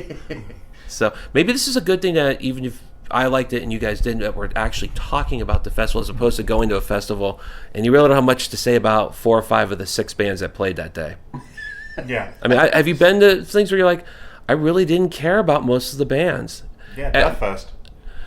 Yeah. I mean, I cared about a lot of the bands, but there's a lot of bands, when we do our postmortems on the Death Fest days, we skipped a lot. So we're just like, we didn't even watch them. So maybe this is a good point that we're able to go back and forth about it, and we're actually talking about the festival. Yeah. So, but there's also fewer bands here, right? Yes, I mean, there's Death 20. Fest is like really, it's all day, and it's multiple stages, so you've got multiple venues too on top of that. Oh, okay. Yeah, they also are down at 2 Soundstage and so Ramsey. That would be pretty overwhelming, I would think, if you really wanted to, talk about every band that played at that, and I mean that would be, I think, a pretty burnout. Yeah, you it would be very difficult to really absorb all that and really come away with, okay, here's how this band was for every band. Especially with the amounts of beer that we drank. we did okay yesterday ourselves. And I think that's why we slept through Lord. Yeah. We didn't sleep through them, but we did. I actually heard the whole show. I just kind of was nodding here and there. Yeah. So real quick, Not through any fault of theirs. I mean, they were great. Oh, It's on just- stage, I thought they were great musicians. Yeah, I thought they were tight. absolutely. Yeah. One last thing I wanted to say about it, because I know you want to move on, George, is it was either you or Buick or Jay always talk about how European festivals are more willing to mix up their band lists as opposed to American. And here we are getting that, and here we are striking up all this conversation. So maybe we need more of that here, whether you like it or not. To me, it's a good thing. Elect Trump for diversity. I mean, wait. I'll take Cartman, please. Screw you guys. I'm going home. You guys for having another festival. Right. So Dragon Force was the last band on, and that was interesting. None of us were particularly fans. I wanted to see them. I wanted to see them just to be like, all right, well, what's this about? And I don't dislike them. I think I don't dislike them either. I don't really. Definitely entertaining, and I enjoyed like the energy that came out of them after kind of. I think everybody, a lot of people kind of felt after Spock's Beard. I think a lot of people. It was nothing against them. They're a more mellow band. Like what we got from them was a more laid back prog kind of thing. Mm-hmm. And so then, you hit the accelerator and it's like, here comes Dragon Force, you strap in and go. And that's how it was from the get-go. Bam, they hit it and it was just like, and you felt your hair fly back. And so from that regard, it was entertaining. It was fun. The keyboard player, which came from like a skate park or whatever, flying on his behind, flopping over and stuff. That was he had the guitar rocking. Yeah, exactly. Well, it didn't really do much rocking when he couldn't get it to work. Yeah, it seemed like he was just like holding his fingers over it, not doing it. I was expecting to be all like, he didn't want to do anything. So maybe it wasn't working. Is that all the red lights on there were like, not working? So I'm admitted not a Dragon Force fan, although I don't hate them like you guys were saying either. You don't hate them. I don't like the formulaic stage presence, though, which is running back and forth. One guy goes one side, one guy goes to the other. I realize there's a logistics... Red 42! Red 42! I realize there's a logistics issue getting guys, especially when you have cables, which none of those guys had cables, I don't think. Right. So that gets, to me, is a little cliche. And then like the two guys... at least they're moving around. No, I don't have a problem with that, but it's like, Maiden moves around, but they do all kinds of, and I'm not just saying because of me, but they do all kinds of it's not choreographed. They're always all over. Yeah. Like they do the choreographed. I don't know that I felt like it was choreographed like you Here's do. why I say that. So the singer would be on the riser in the middle, and then the two guitarists would walk up, and he immediately drop back, and then he would come back up, and they'd drop off. It didn't seem like there was ever a point where the guitarist would be playing, and the lead singer would just come up and put his arm around him, and then they'd run off, and then it seemed like they always do it every show, is what I'm saying. Well, that's probably maybe true. not choreographed. Yeah, it probably kind of organically evolved out of multiple shows of doing this. And they got a lot of people on stage, so they probably got to That's true. think about how they're going to move. And I think that's why they do the switch together at the same time. Yeah. I just like when there's times when it looks a little more improv in their stage setup. That's all. Yeah. I liked that. The only guy in the band that I knew what he looked like was named Henry Lee, the guitar player. Henry or Herman Lee? I don't know. Herman, I don't know. Yeah. Whatever. The one guitar player. The guy that's very famous. Yes, the one you always hear about. I've seen him before. I had no idea what the singer looked like, and I didn't realize he was the love child of Sebastian Bach and Nico McBrain. I feel so good. I feel so glad I'm not the only person. I was like, where did Sebastian Bach join the band? He definitely had the Bach hair going. And he had the pipes too. Yeah. Oh, yeah. He had the pipes. So, And then, shit, what was I going to say? I don't know. Carry on. I was just say we discussed that we probably wouldn't make it the whole show for them. We give them time because we want to see them. Yeah. And I think it ended for everyone on the same note, which was the keyboardist came out with his skateboard look, and he had the guitar, and he was jumping all around. And I don't know what possessed him to do this, but the drum riser was fairly high. What'd you guys say, about 1.5 feet maybe? Yeah. It was a D or two, not two, maybe. Yeah, it's probably like a good foot and a half. And he just possessed, in the space between the edge of the riser and probably the edge of the kit, was about, if it was 2 feet, I'd be surprised. Well, I don't know. Maybe 2.5. Yeah, it's 2.5 feet. But there's also a bunch of shit on there too. It's Yeah. not an empty space. He just was possessed to jump up onto the riser, and his foot caught on the edge or whatever, and he just slid right into the. I'm not sure what he was trying to accomplish. Like he was going to. I think he was going to jump up there and rock rock out with the guy, and he just dropped to his butt he slid instantly. He slid into second base on his butt, and you could see you could tell he was totally embarrassed, but he popped right back. He popped right got back up and up took his he was hat just off like, and started to the bow. Thank you. and And smart. everybody, when you do it that way, everybody's like, okay, But this is how you know he was a smart kid. He put that guitar down and got right back behind the keyboards and didn't want to rock that guitar again. And you could see him telling off the stage, I'm good. Yeah. But doing that, he completely fucked up their sound because something happened on the on the kick mics, and we were getting massive static feedback kind of thing going. Yeah, so a bunch of that. Yeah. And then at that point, I just looked over and I said, I think I'm done now. I remembered what I was going to say, and that was that the bass player is also in that new Joey Jordison band. I want to say it's Sin Sanum, I think is how it's. So it's a much heavier band, with Attila from Mayhem and some other people. Yeah, and I was like, oh yeah, that's funny that he plays in such a diverse, from extreme power metal to extreme metal. Well, that's kind of cool. I like that when guys do that. And that first song, we're expecting the really fast picking.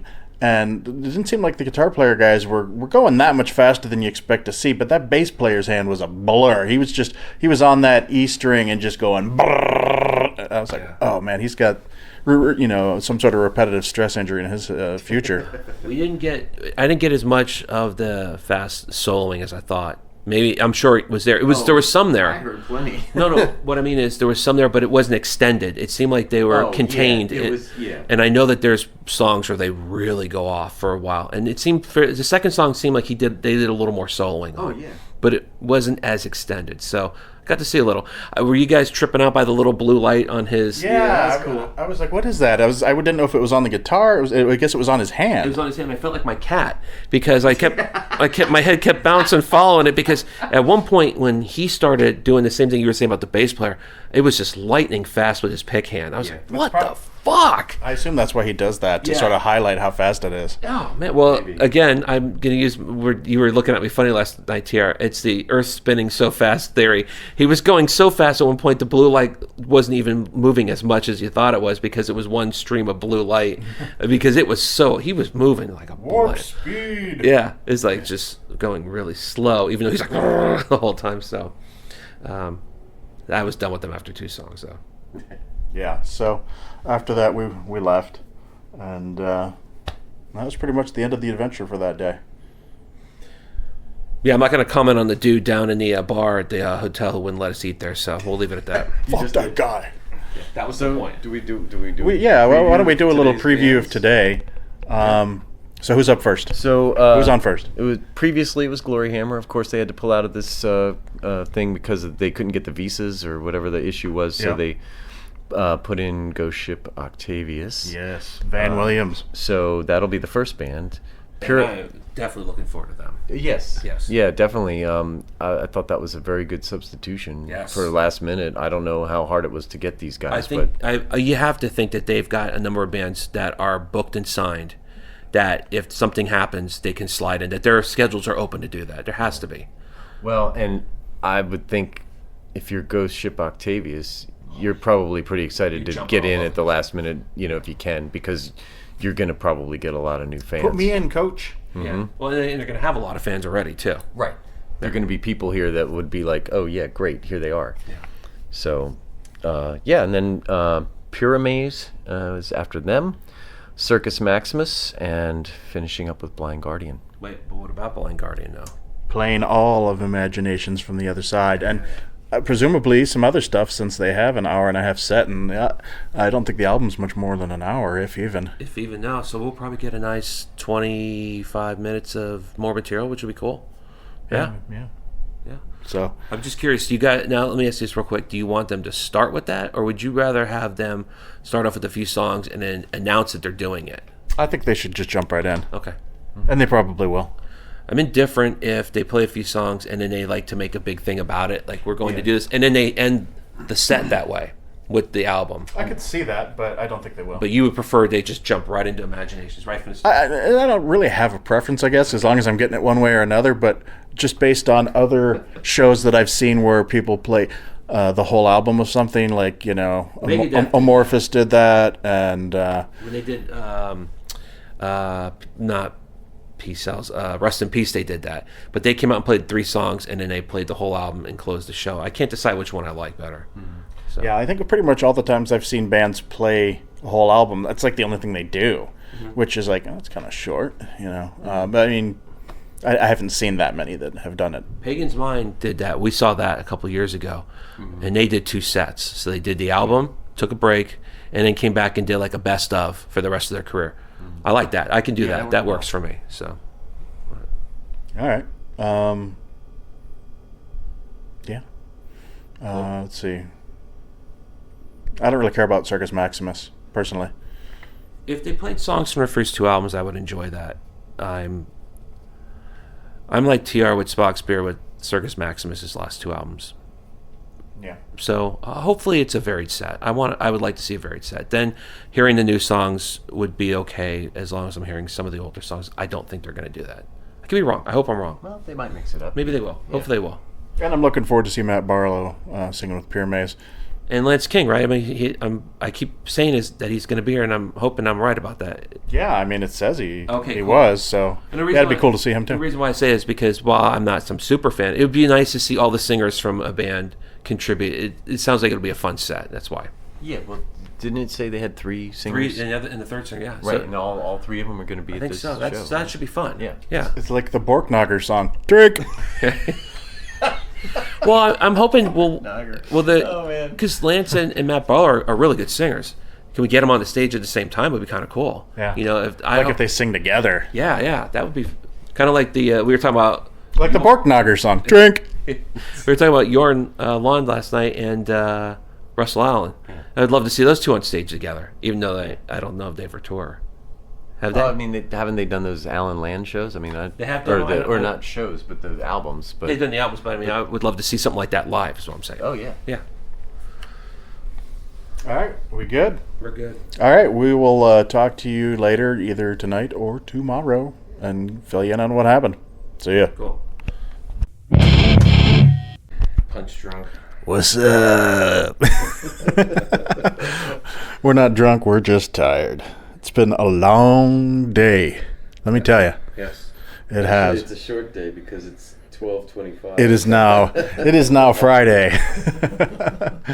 But we just squeezed all the last juice out of Thursday, and here we are. So today was the second day, and as we probably already mentioned, it was Ghost Ship Octavius, Pyrames, Circus Maximus, and Blind Guardian. Yes. Initial thoughts on today?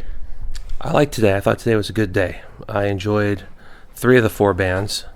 I didn't dislike the 4th band. I just was not into them, but we'll, I'm sure, get into that. So I'll just start with Octavius if you want. Sure. I thought they were good. I thought they needed some warm-up.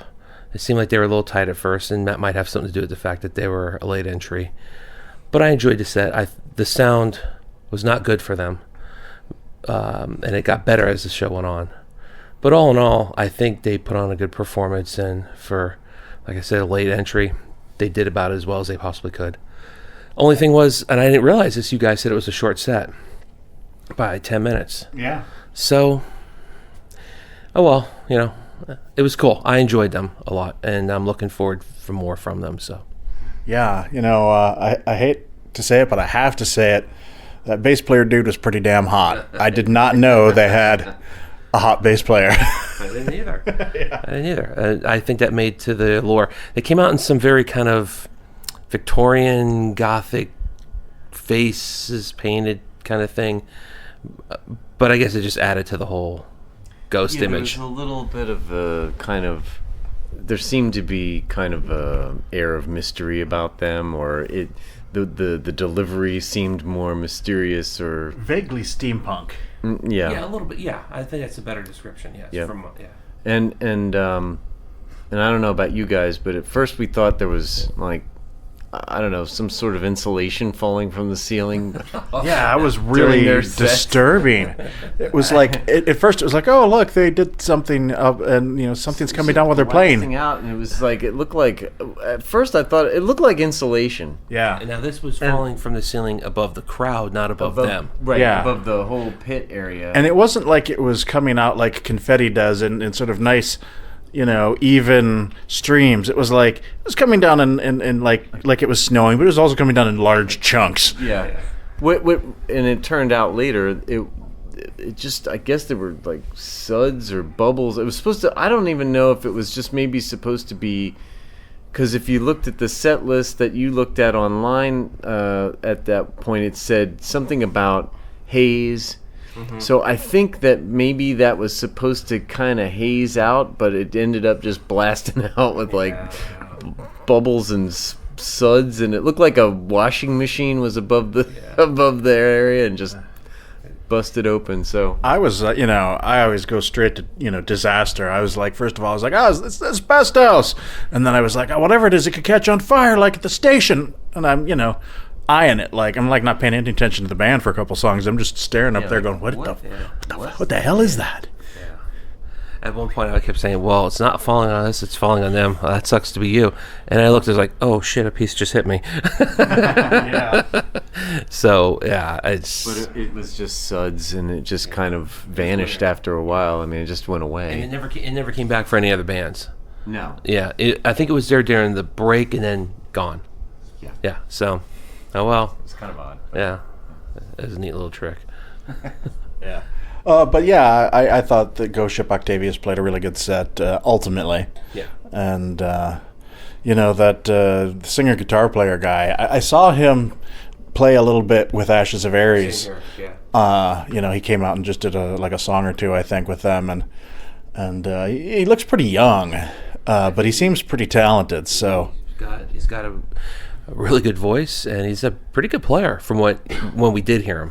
I think he's got a bright future if he keeps doing it. Excellent.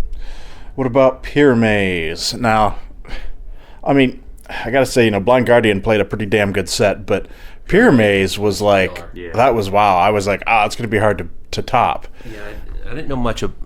Haven't listened to a lot of them. I know who they are and I know about them, but they played a killer set.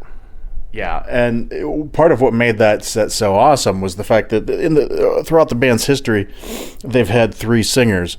On the first 2 albums, Lance King was the singer. On the third album, Matt Barlow was the singer, and then the guy with the Norwegian name that Matt Barlow can't pronounce, or Lance King pronounced. One of them, who was it? Couldn't pronounce it. Lance, Yeah. And so there's been 3 singers, and they were all there. And so, like, the current singer came out and played for, I don't know, like 4 songs or like 6 actually. 6 songs. Yeah, it was a bunch. They played a lot of songs. And then I think they did like 3 with Barlow and 3 with Lance. And then they did one where all 3 of them were singing, and that's so cool. Yeah. I'll tell you, the current singer was good, but when Matt Barlow came out, I mean, he brought a ton of energy with him, and he was psyched and pumped. And the pit flurry was already having a good time, but man, everyone went berserk when he came out. It was awesome. And it wasn't any, moshing like there was later on in the night. It was just all pogoing and people just fists, and he sounded great. He really did. Matt Barlow, as you may know, is a favorite of the Metalheads podcast. He's been on with us twice now, and such a good guy. The dude is like the equivalent, the epitome to me of like duty and like strength. And he's a cop by day and a heavy metal rock star by night. I mean, the dude is just amazing. And my favorite part was his attire. George, would you care to tell us what kind of shirt he was wearing? Hey, John. Fuck you. And thus, I win.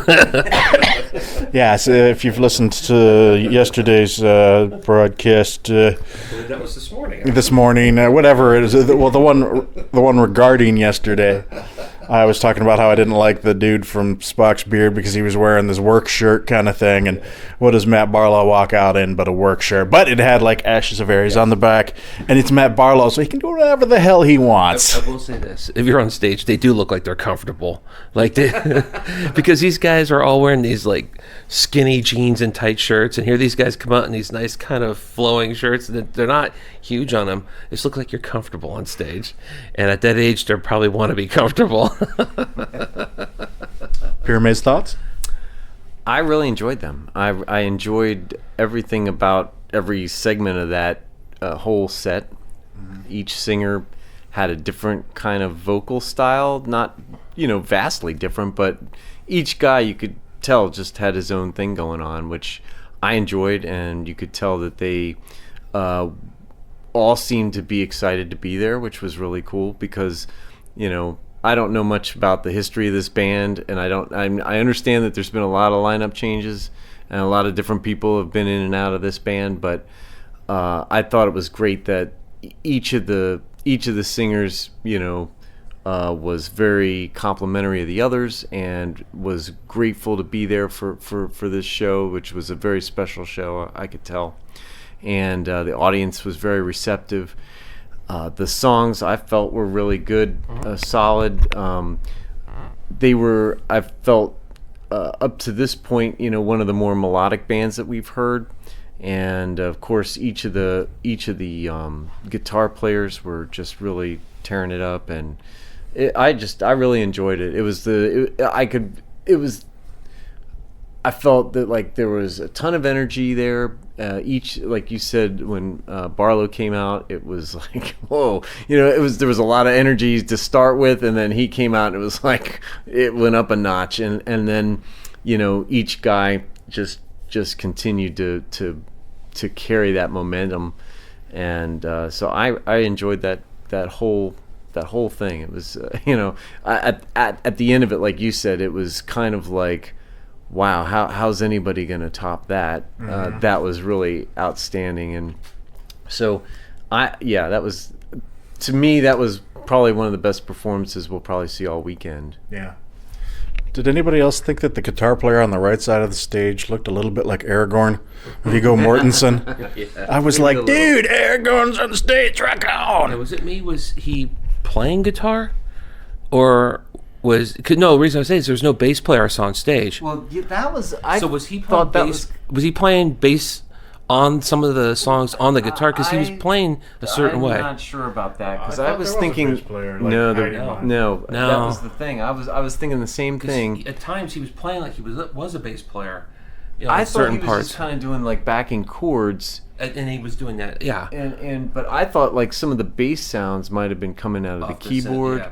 Nobody was using foot pedals, so I don't know. It was like a Doors kind of thing. Well, you reminded me of actually Animals with Leaders a little bit, how they have the two guitarists and just a drummer. Yeah. And the one guitarist kind of plays a certain way so that he gets some of the deeper notes. Right. So, but you could tell that there were actual yes, low bass notes that were more than what would come out of that what he was playing. It was interesting. So I don't know where that was coming from. But, Tape. Yeah, either that or there was something going on the keys, or maybe the keyboard guy was kind of triggering some of the bass stuff. But might have been, yeah. But yeah, I was kind of that occurred to me as well. That hey, where's the bass player here? Where's the bass? All right. So then next up is Circus Maximus. Let's start with the TR on that one. This is kind of a loaded question. Actually, I enjoyed them. I know that you guys probably didn't enjoy that set as much. Not that I really thought it was super awesome. I enjoyed it. I thought it was good. Each of those guys is very talented. And they're, I think, another melodic band that is. But I understand where you're coming from. As we talked about some of this, as the singer's got kind of a very clean style that is, maybe. You didn't really see the congruity between his vocal style and the music. Yeah, well, I gave a lot of thought to this afterwards, because I know that no matter what I say, I'm going to come out the bad guy here, because I don't think so. no, because my reasons are not really fair. Okay, it's really a personal opinion that I can't expect to enforce on the rest of the world. And I understand that, because I try to be as fair and even-handed as possible when I can, but god damn did I hate that. and I was so I'm trying to explain this in the most reasonable and unoffensive terms. Heavy metal music should be heavy. That doesn't mean it has to be heavy all the time. Blind Guardian can play acoustic songs. You can throw in some ballads, but there should be some aggression in there somewhere. And Circus Maximus, the songs, all the players and the singer are incredible at what they do. I'm not trying to take anything away from them. They're great at what they do, but I just don't consider that heavy metal, because there's really nothing aggressive about it. Like I said, the dude could easily sing for the Pet Shop Boys, or he could go out and do George Michael songs. He's got an amazing high-pitched voice, and he sings in a very pop style. I have nothing against pop music. I like Madonna, I like Duran Duran, I like all kinds of pop music. I just don't think that this band is metal. And I know that's an elitist thing to say, but so one of the things I was thinking about, I was like, if you take a scoop of ice cream and you throw it in a pot of boiling water, is it ice cream anymore? No, it's become something else. And if you have music with distorted guitars, but it's not heavy in any way, is it still heavy metal? I don't think so. Because I don't like those people that like try to say that's not true cult metal or anything like that. And so I hesitated to say anything at all. But God, I really hated it. So. Am I the middle ground on this one? I hope so, yeah, All right, so truth be told, I was a fan of the first album. I loved it. And I liked the second album. And the third album was when they kind of went to this poppier, maybe more progressive rock, not progressive metal sound with the pop element to their choruses, because they have this weird chug-a-lug during the intros and during the verse, but then they go to this very pop melodic chorus, which is odd. So I see where that comes from. I didn't dig it because it was mainly songs from the last two albums. They did do, I think, 3 songs from their second album and 1 song from the first. So I've been waning on it. So I wasn't as big on it. They're, like you said, they're beyond talented. There's no doubt those guys know how to play. And they sound great. I mean, they sound clean. It just wasn't doing it for me.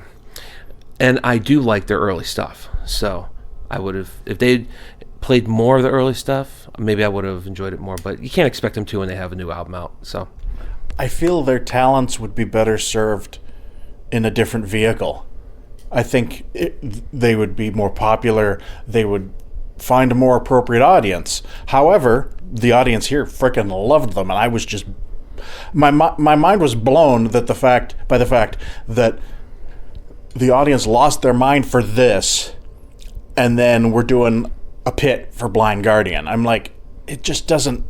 They just don't go together for me. yeah, they had the second best response, I think. They did. Of Yeah. the 2 days. Of the 2 days, Circus Maximus was 2. Obviously, we'll talk about who was number 1 in a second. Yeah.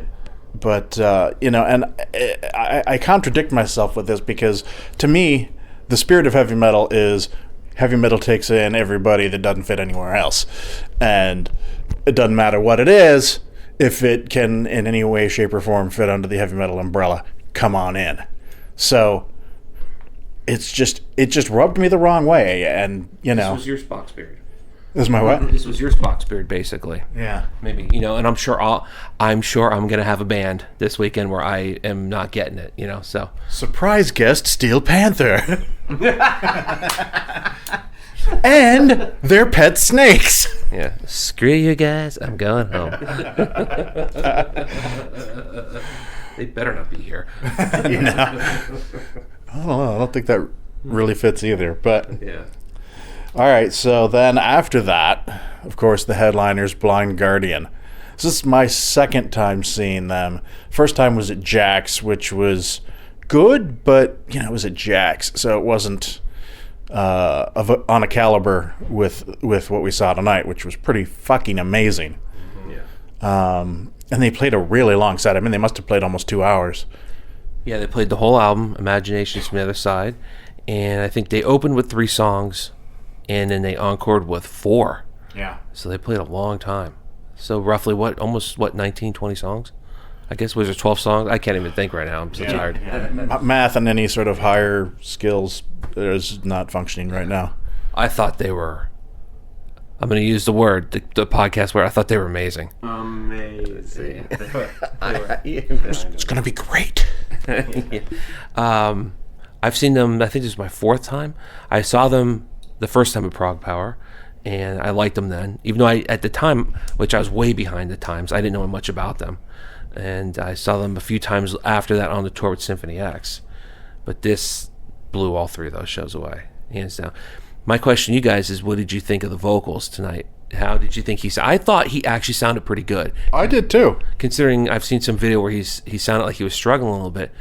And I think they masked any part where he might have struggled by having Gang vocals.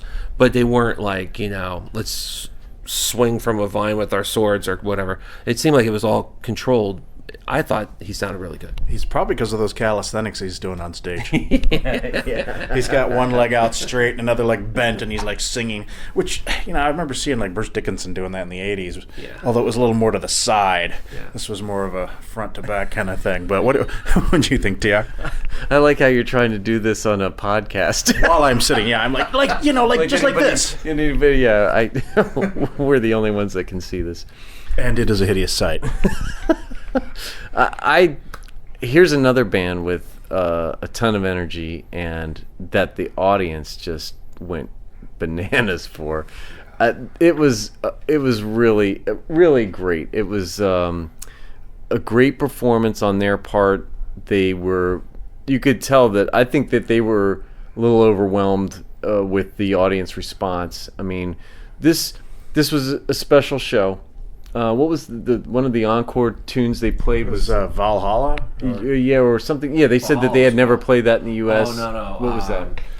That was the Holy Grail. Okay. Yeah. Yeah, they said they never play that in the U.S. So I think they save a lot of little gems for their ProgPower dates, and so that was kind of cool that they broke out that kind of stuff. Well, the thing about them is that when they play in Europe, they'll play on way bigger stages, and the crowd's just as enthusiastic. So I think you're right, though. I think they were a little overwhelmed by the fact that they had a U.S. crowd that was like this. And they were playing that Valhalla song, and at the end, the crowd is singing the refrain, perhaps. I don't know what you'd call it, chorus, refrain, whichever part it is.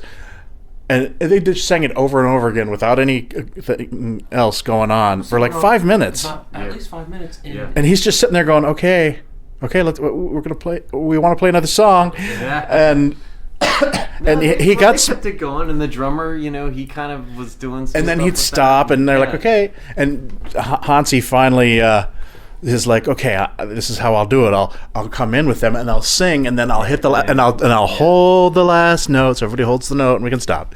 I thought the audience was outstanding tonight. Every song, I thought his engagement was the best of anyone so far. He talked. Sometimes I get annoyed when singers talk every song. When they announce a song, well, this next song is. No, don't tell me, just play it. But it was different with him. He engaged. Right. He talked. He always tied it in, like the last song on the on Imaginations from the Other Side is, and the story ends, and he's like, well, I hate to say it, but every the story has to end, and so it was always relevant to whatever. But after, in between each song, before he even started and it wasn't banter, he really was engaged. Even before you got a chance, it was just Guardian. Oh, yeah. And it wasn't like a couple guys. I mean, it was the whole place. It was just chanting Guardian. And a couple times he had to back off and just wait, And the guitarists were laughing. They were just like, okay, One guitarist had a birthday, so everybody sang happy birthday, and they broke out some drinks, and that was kind of cool. That the whole set was great. Yeah, it was just a really, really cool. The whole thing, like you say, it was just from beginning to end. Everybody was into it.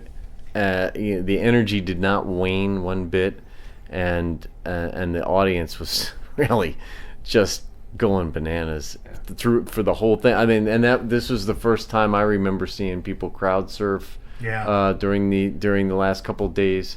So, you had crowd surfing, you had a little mosh pit. The pit got big for Valhalla. Yeah. I don't even know, about half the floor was a pit for Valhalla. So that was kind of cool. It was kind of cool. I mean, I would be pissed if I was a guy down there who didn't want to be involved, but it was cool to see a lot of energy down there at, 12 or 10 or 11:45 when it's getting close to the end of the night. So I have to wonder if this is going to be sustainable over the next 2 days. I mean, yesterday was awesome. Today was more awesome.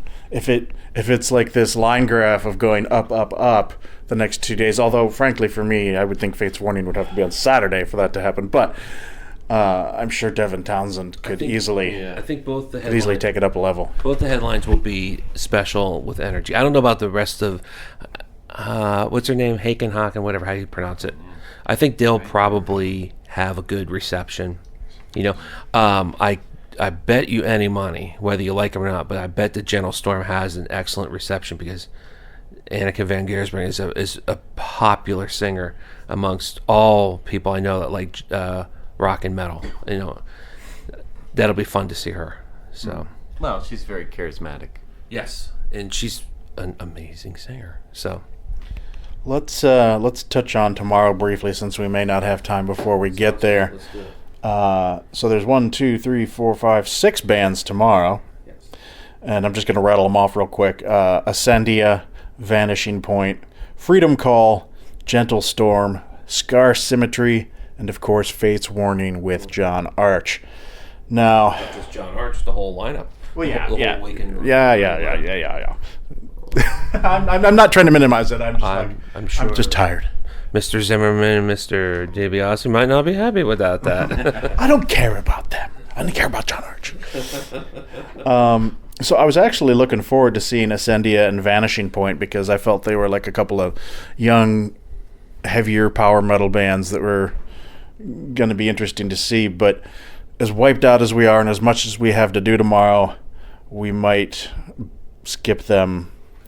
I think we play it by ear. I think we go in and we check them out, then you might go back out. I mean, tomorrow's the day you start to do everything. Right. The first 2 days is just standard shows. The main festival days are Friday, Saturday, so the vending's open. It's more people are going in and out of the venue and leaving and coming back, and people go for hours and come back. It's much different than these 2 days. Today was a little more open, but it breaks open completely tomorrow.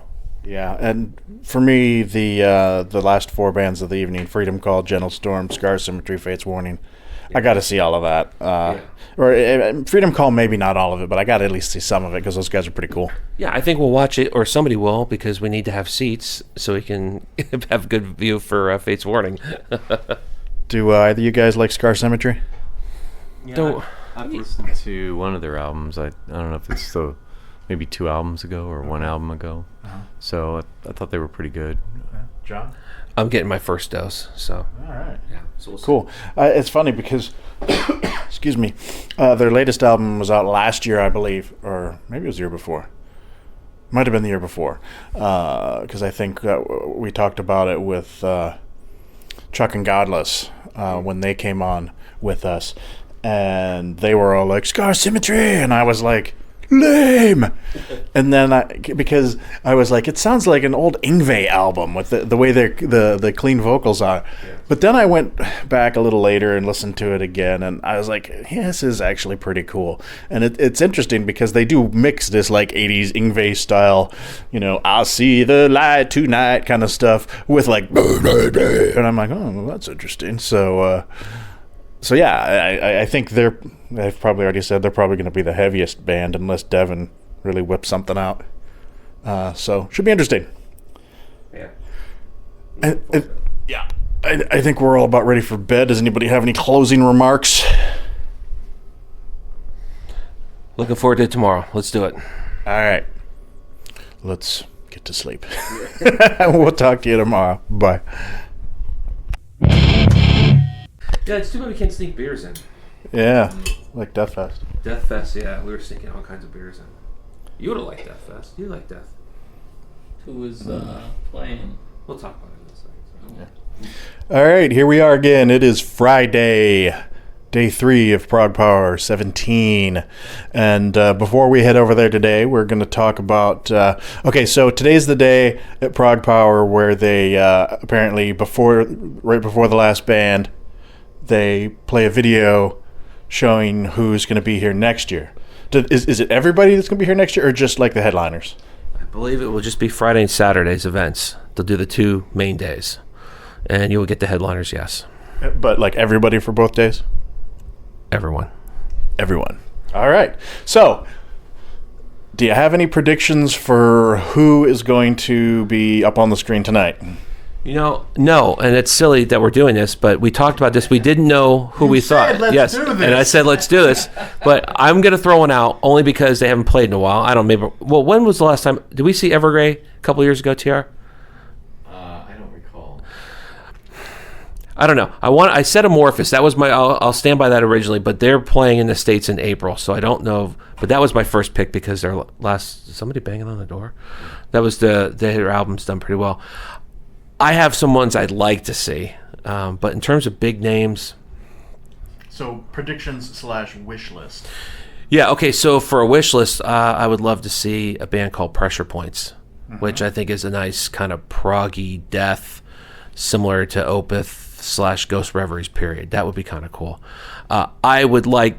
And I don't know if Glenn will ever hear this. Glenn, please, Wilderun would be awesome here at the festival on any one of the 4 days. I second that. Yes, I don't know if you guys have ever listened to Wilderun out there, but if you haven't, you should. I don't know. TR, what do you think? I mean, any ideas? Because who would you want to see, TR? Well, I'm with you on Amorphous because I would love to see them. What do you think about Catatonia? I mean, they might be around at that time.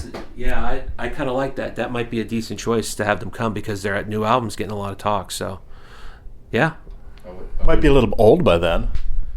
Yeah, maybe, perhaps. But, they tour for a while on some of these albums. So, and who knows. But Yeah, those would be my key ones. I don't, again, since this is not my milieu, I'm a little bit at a loss for picking, kind of obscure bands, but Sure you can't opine on it? I can't opine on this, I'm afraid. But yeah, who knows? I mean, can you imagine Opeth being at this show? Now I can. Right. I mean, it would be interesting. I don't know that they would, but It would never happen. it probably wouldn't. But that would be kind of cool. Yeah. I should mention we are one stronger today. And we're going to come over here, and he's saying no, so he's going to have to introduce himself now. Oh, wow. Hello. What's your name? What is the name? Just your first name. Romy. Hello, Romy. Welcome to the Metalheads Podcast. You look like you do not want to be talking right now. It's okay. I just came from Detroit, so this is how we normally look. Yeah, that's fair enough. I know Detroit. But do you have any predictions, wish list, anything like that? For next year, not a prediction, but it would be nice to, it'd be kind of cool to see Unisonic, but I don't think they'd come out here. They're more doing the Euro thing. Japan is probably where they're big. But yeah, I'm kind of like with TR. I don't really know a lot of the more obscure prog power bands. I'm, into like a lot of older stuff that, so I haven't really kept up. All right, fair enough. I got a power band maybe. Speak into the bush. Oh boy. I don't know if I can do that. I'm not a fan of this band per se, but what about Avantasia? Does he finally get them, seeing as they're doing a U.S. date? I mean, is that a possibility? Seems likely. And it seems like that's all, what's his name from Ed Guy does now? Tobias. Yeah. Maybe that's one of them. I don't know. Who knows? He can't bring Circus Maximus back because they're here again. Pain of Salvation already played. Symphony X just played recently.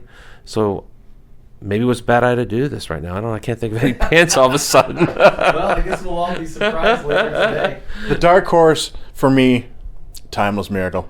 Yeah. They're There's nothing going on that last 30. So yeah, I don't know what happened there, but the recorder just made this like wee noise and stopped recording. So I had to reboot it. So John was about to say something though. Yeah, I can't pronounce the band's name, but there's a crazy technical progressive metal, death metal band. That starts with Neo. It's like NE and then Obliviscus something or other. So if you know a name like then that's who it would be, yes. But I've seen their shirts all over the place. I'm wondering if they might not be a good choice to come in. So, this is good because now whoever is up there, we can go, that's who we met. Yeah. That's who we met. Yeah, so. Exactly. Geez, I don't know. I wonder because a band like Sabaton's come a couple times, and I wonder if they're ever going to come back again. I'm not a super fan, but I know they're very popular here for the power side. There's a Michigan band called Imminent Sonic Destruction that might work in this festival. You ever heard of them? No. Yeah. And these bands would never, I don't think they'd ever come, but I did hear Galactic Cowboys is doing another album now with the classic lineup, which is going to be pretty sweet. I don't know if anybody remembers them. Yeah, dude.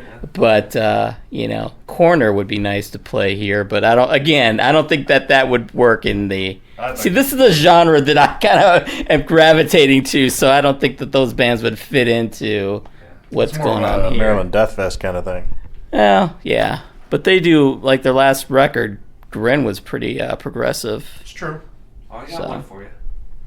How about this with his new album out? How about somebody making a return visit? Eson. Eson would be That good. would be cool. I'm going to go with that as my hopeful. Maybe it'll be Emperor. That's where they're going to play. Yeah. I don't think Emperor's going to be playing at ProgPower. Although Everybody's heads would explode. Yeah, They'll be like, first we're going to do Circus Maximus, then we're going to do Emperor. Yeah, exactly. Yeah. Complete different ends of the spectrum. I'm going Eson as my super pick for coming next again. Super pick. I like Your Powerball. My power balls. So. All right. Anybody else? Yep. All Just right. looking forward to today. All right. Well, we will talk to you again after. Okay. Bye. We on? We are on. It is now 40 minutes into Saturday. We just finished with day 3 of ProgPower XVII. Yes. And it is just getting more and more tiring, and like it's because we're getting, cumulatively less and less sleep and rest and proper food and more bands. watering and so How does this work? You stand at Death Fest in the hot sun. You sit in a nice, semi-cool venue, and when we're tired in the semi-cool sitting down venue. well, it was just like 12 hours of sitting down, or no, 10 hours of sitting down, but we were there for like 12. Yeah, So it's a long day. it's a long day, but it was a good day. Oh, it was a great day. God, it's so long. Yeah, I'm gonna need that. Wow. Mine said rock and roll was easy. It's a long way to the top if you want to rock and roll. So I hear. So we had a bunch of bands today. 1, 2, 3, 4, 5, 6. The fact that I missed AC/DC at the Palace today. That's right. The Cow Palace. Nope, that's in San Francisco. The Palace of Auburn Hills. I've been there. Last time I was there, I saw. No, it was like White Zombie and the Ramones. So it was a long time ago. Wow. Sounds like a late 90s concert. Yeah, it had to be. Pre-Rob Zombie. So, anyway. Yeah, so we saw 6 bands today. Ascendia, Vanishing Point, Freedom Call, Gentle Storm, Scar Symmetry, and Fate's Warning. I'm going to guess that there's probably not a whole lot to say about Ascendia or Vanishing Point. Does anybody have anything? Other than, they were all right. Yeah. I was entertained. I don't know if I would go out and follow them or anything, but they put on a decent show. I mean, people liked them. Seemed like so. Yeah, the Vanishing Point singer looked like he was kind of like disgruntled about something. Like he was, I don't know, like he felt like they weren't getting enough attention, or I don't know. But then there was the guitar player guy, the big beefy bald guy with the goatee. That dude, I don't think I've ever seen anybody as happy as that guy in my life. He was smiling the whole freaking time. And not even just smiling, but like grinning like he just won the lottery. It was crazy. And at one point he tried, a couple times he tried to get the audience to do something. They didn't do anything. And then towards the end of the set, he came out and like flipped his arms up and down trying to get people to do something. And they did it. And he wasn't on the mic or anything, but I saw him mouth, "Thank you." And it was cute. So then we had Freedom Call, which was, another German power metal band along the lines of, Halloween, Gamma Ray, that sort of thing. That dude was really pretty happy. Yeah. He's cracking a lot of jokes, and it's like... It was entertaining. It was very campy. Yeah. And they didn't take themselves seriously, that's for sure, which was great. They... Definitely, you could tell, like, the lead guitar guy, singer, he just seemed very happy, seemed like he was like excited to be there, and just like they wanted to bring the fun, have a good time. Mm-hmm. It's a heavy metal party. Yeah. So and it was their first time in the US, and that seems to be a real common trend with this festival. And I missed most of the show because I came back to the hotel. I had a raging headache. Most of the Freedom Call show, that is. Yes, and so I missed it, but I would think that they would have been there at least once or twice touring with somebody at some point. So I did get to see the end, and I did enjoy the restart of they would play the last note of the last song because they wanted the crowd to cheer as if it was the greatest thing ever on planet Earth, and they did. I thought that was kind of cool. I appreciated them having fun with that. So the little bit I saw, I thought they were entertaining, definitely. Yeah. And then, holy shit, and then, Gentle Storm was not so gentle. Personally, I mean, I knew that, she's a great singer and all, and I figured it would be entertaining, but holy hell. That blew my mind. I mean, I was like, man, Fate's Warning's going to have to do something pretty special to live up to this set, because it just, that's probably going to be the thing I remember the most from this week. Yeah. that was as much as I love Fate's Warning, I think they're equal for me for different reasons though. Fate's Warning obviously was the nostalgic part, but also seeing something we've never seen. For me, getting to see Anneke van Giersbergen live again, and thinking that she was just going to do the Gentle Storm stuff, and she did her whole career, picked pieces from all different projects and bands, and the energy from them, I thought, was by far the best from everyone combined as one unit. They sounded great, and she was fabulous, I thought. There were like 6 people on stage, and they were all like moving and dancing and banging their heads, and it was just it's like it was almost like it was choreographed, but it didn't look or feel choreographed. It was just they moved so well, and it seemed seamless, like they were used to doing it. Let me tell you, she had banged more than most singers did it so far. I mean, when they did a couple Gathering songs, I mean, she really laid the wood down when she was headbanging. It was kind of cool to see, because she kind of looked like that during the early years when she was just a kid when she joined them. So she's got va-va-voom. Affirmative. She's pretty darn amazing. Yeah. And so it turned out that the bass player and the backup singer were from Stream of Passion. Yeah, and then and Romy probably knows a little bit. I think the rest are her own band, right? Or Gentle Storm band. I would assume so. I don't know enough about Gentle Storm personally, but her solo band, I think so. I think, yeah, because her husband wasn't playing with them on drums. It was the drummer from the Arian Projects, Ed Warby or whatever, I can't pronounce. So who was good? He was great. So. And she said that she wanted to keep this band because they're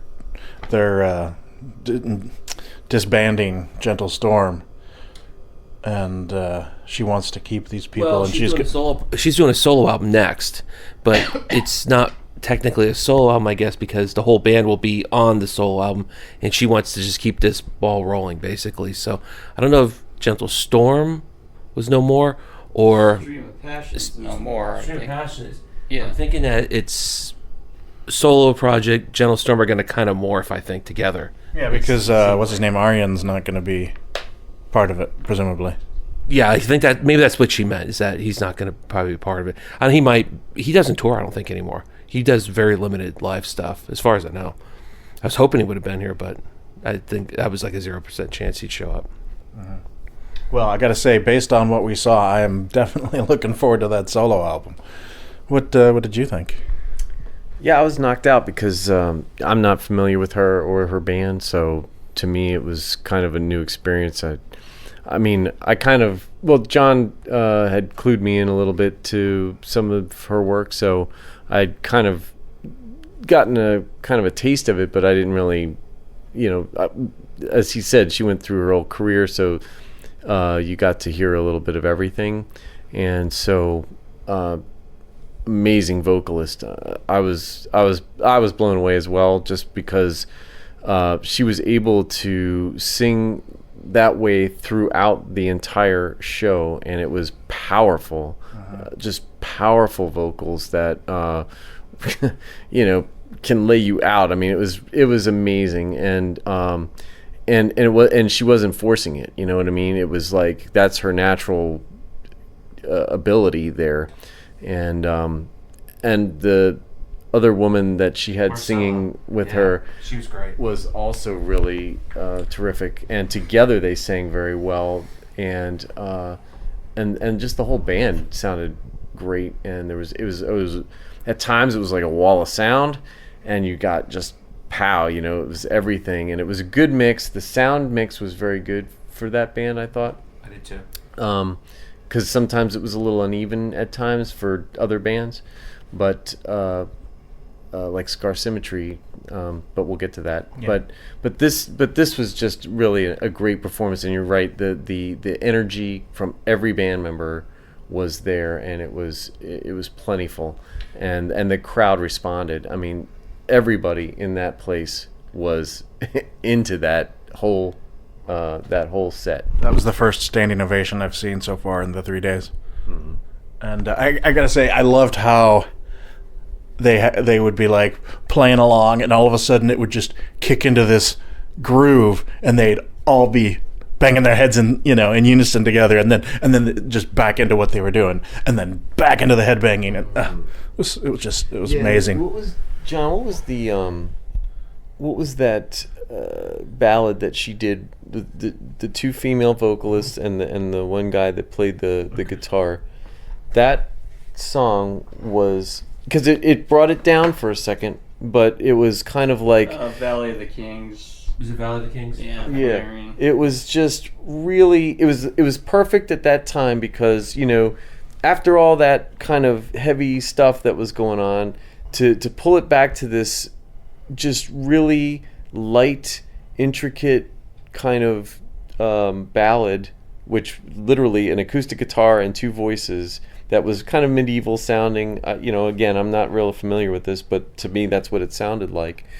And it was that was the gentle part, I guess. So light and delicate, and but not flimsy or weak. It was still strong, and it was a nice little break, and you got this other dimension, which I thought was really, really nice.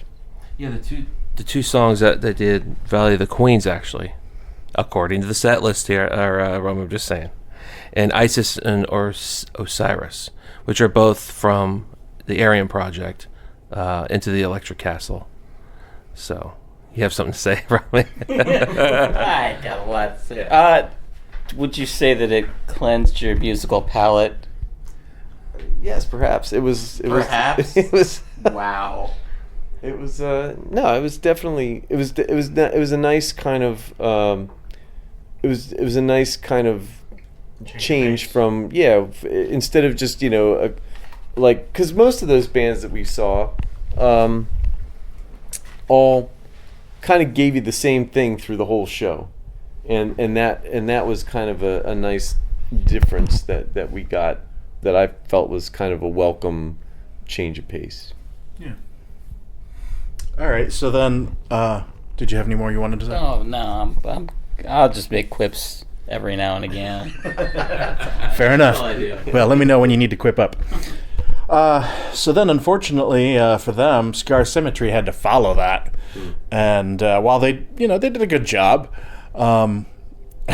excuse me, I felt like they were having some trouble figuring out what to do with harsh vocals in the mix, because the first first 2 or 3 songs, it seemed like there was nothing. I was like, where's the love for the man with the harsh vocals? Come on, For me, that was like a breath of fresh air. I'm like, some harsh vocals finally. I've been days and days of all these clean vocals, and it was cool to hear that, or almost hear it anyway.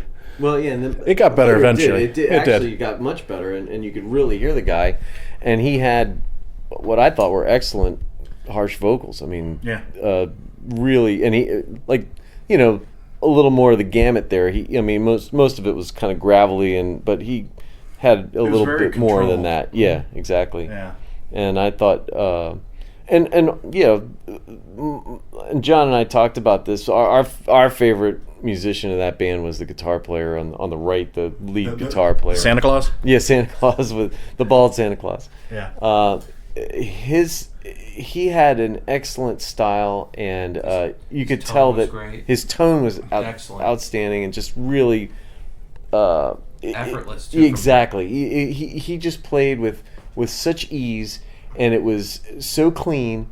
Every note was clear, and every note was clean, and not like it was distorted, but what I'm saying is like it was just so cleanly played. Yeah, exactly. He didn't seem like he fit the band, though. I'm not saying his style just seemed like it could be played elsewhere. To me, I feel like he's probably capable of multiple styles, multiple genres, because the guy just seemed at ease with anything he did. Was Indiana Jones. Yeah, he played the theme from Indiana Jones at one point, which was kind of funny. So I thought that was funny, but then I noticed, and I only saw about 75% of them, I guess. You guys tell me, did it seem like they were a little disorganized in between songs at times? I don't know if they were just trying to get something on the computer to, one of the other gripes that we've had during this is, all these keyboard parts that nobody's playing. It's all patched in. I understand it too, because the bands today, it seemed like, at least with the Gentle Storm, it didn't seem like it was necessary to have someone there for it. Because it was more guitar driven, but it seemed like it was a lot today from everyone. Yeah. And we were kidding around a lot about there's a keyboard. Where's the guy? Unacceptable. I volunteered to pretend keyboard up there. Yeah.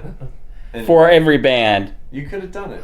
I would have done it. And you would have done it well. Yeah. Now I might have to disagree with you guys about the gentleman you're talking about. To me, even though I only caught 3 Scars Energy songs, I would have to say that the gentleman that stole the show was the chap with the flag-covered sleeveless shirt. The Swedish man wearing the American flag. Yeah. I was like, should I be offended by that? I need to ask Colin, what's his name? Let's talk about the shirt. Copernicus or whatever. Well, I think here, because I got the impression that they probably don't get to the States much, and I'm sure that this was I just thought they were having fun. Yeah, exactly. I think they were trying to honor the States and, just be like, hey, we're with you and, we're having a good time. And he was having a good time. He was pounding down beers. And yeah. Right. And my point is actually, I think he overshadowed this guitar player you're talking about. Oh. At least from a fashion perspective. Oh, yeah. I thought it was interesting because, the clean singer was tall and built and handsome, and the harsh singer was kind of short and trollish. Yeah. I was like, that's a curious dynamic you have there where, the pretty boy sings the pretty stuff and the not quite as pretty boy does the... It would actually be cool if a band had 2 singers, if the pretty boy was doing the hard stuff and the troll-like mountain man was singing the clean stuff. To me, I would be more interested in that. That's just me. The clean vocal guy, he was just Mr. Party Boy. He was all bouncing around and having fun and having drinks, and they were all having fun. And the other guy was just a little more he could have been in the Monomarth, Yeah. He looked like he looked like an offspring of a Monomarth or Valiant Thor. Yes. Yes, but he was a good. He was good. I thought his vocals were great. Well, he's been around. I looked him up, and he's been in Panthymonium and Edge of Sanity. That's the other Svano one, right? Was he really? Yeah, I don't know what he did. I didn't look that far, but he's been in a lot of projects. So yeah, cool. So he's got He's got the skills, the pedigree. That's what I'm looking for. Yes, thank you. And we're talking about, I guess, Troll Boy, is that his name? I don't know his name. So what do you guys, that's how you're referring to him. Yeah. So I'm trying to. Yeah, it's not, we're not making fun of him at all. No, he was awesome. He was. No, he was. And he was so grateful too. Everybody in that band was very grateful to be there. Very grateful to the crowd for the response. I mean, the crowd got into it and they enjoyed it. They were mixing it up. There was a mosh pit down there in the middle. I was wondering how well they got along, because it always seems like whenever there's a band with 2 singers, one of them always feels like they're not getting their due.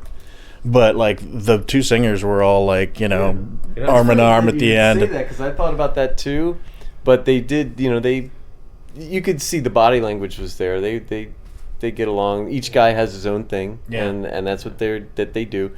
But even the clean vocal guy did a little bit of the harsh vocals a little bit from time to time. I thought he did, yeah. I mean, he's in another Duath or something like that, which I want to look that up because I bet he does harsh vocals in that band. Yeah, that was cool. All right, so then. So the only reason we came. This is the whole reason I'm here. Yeah.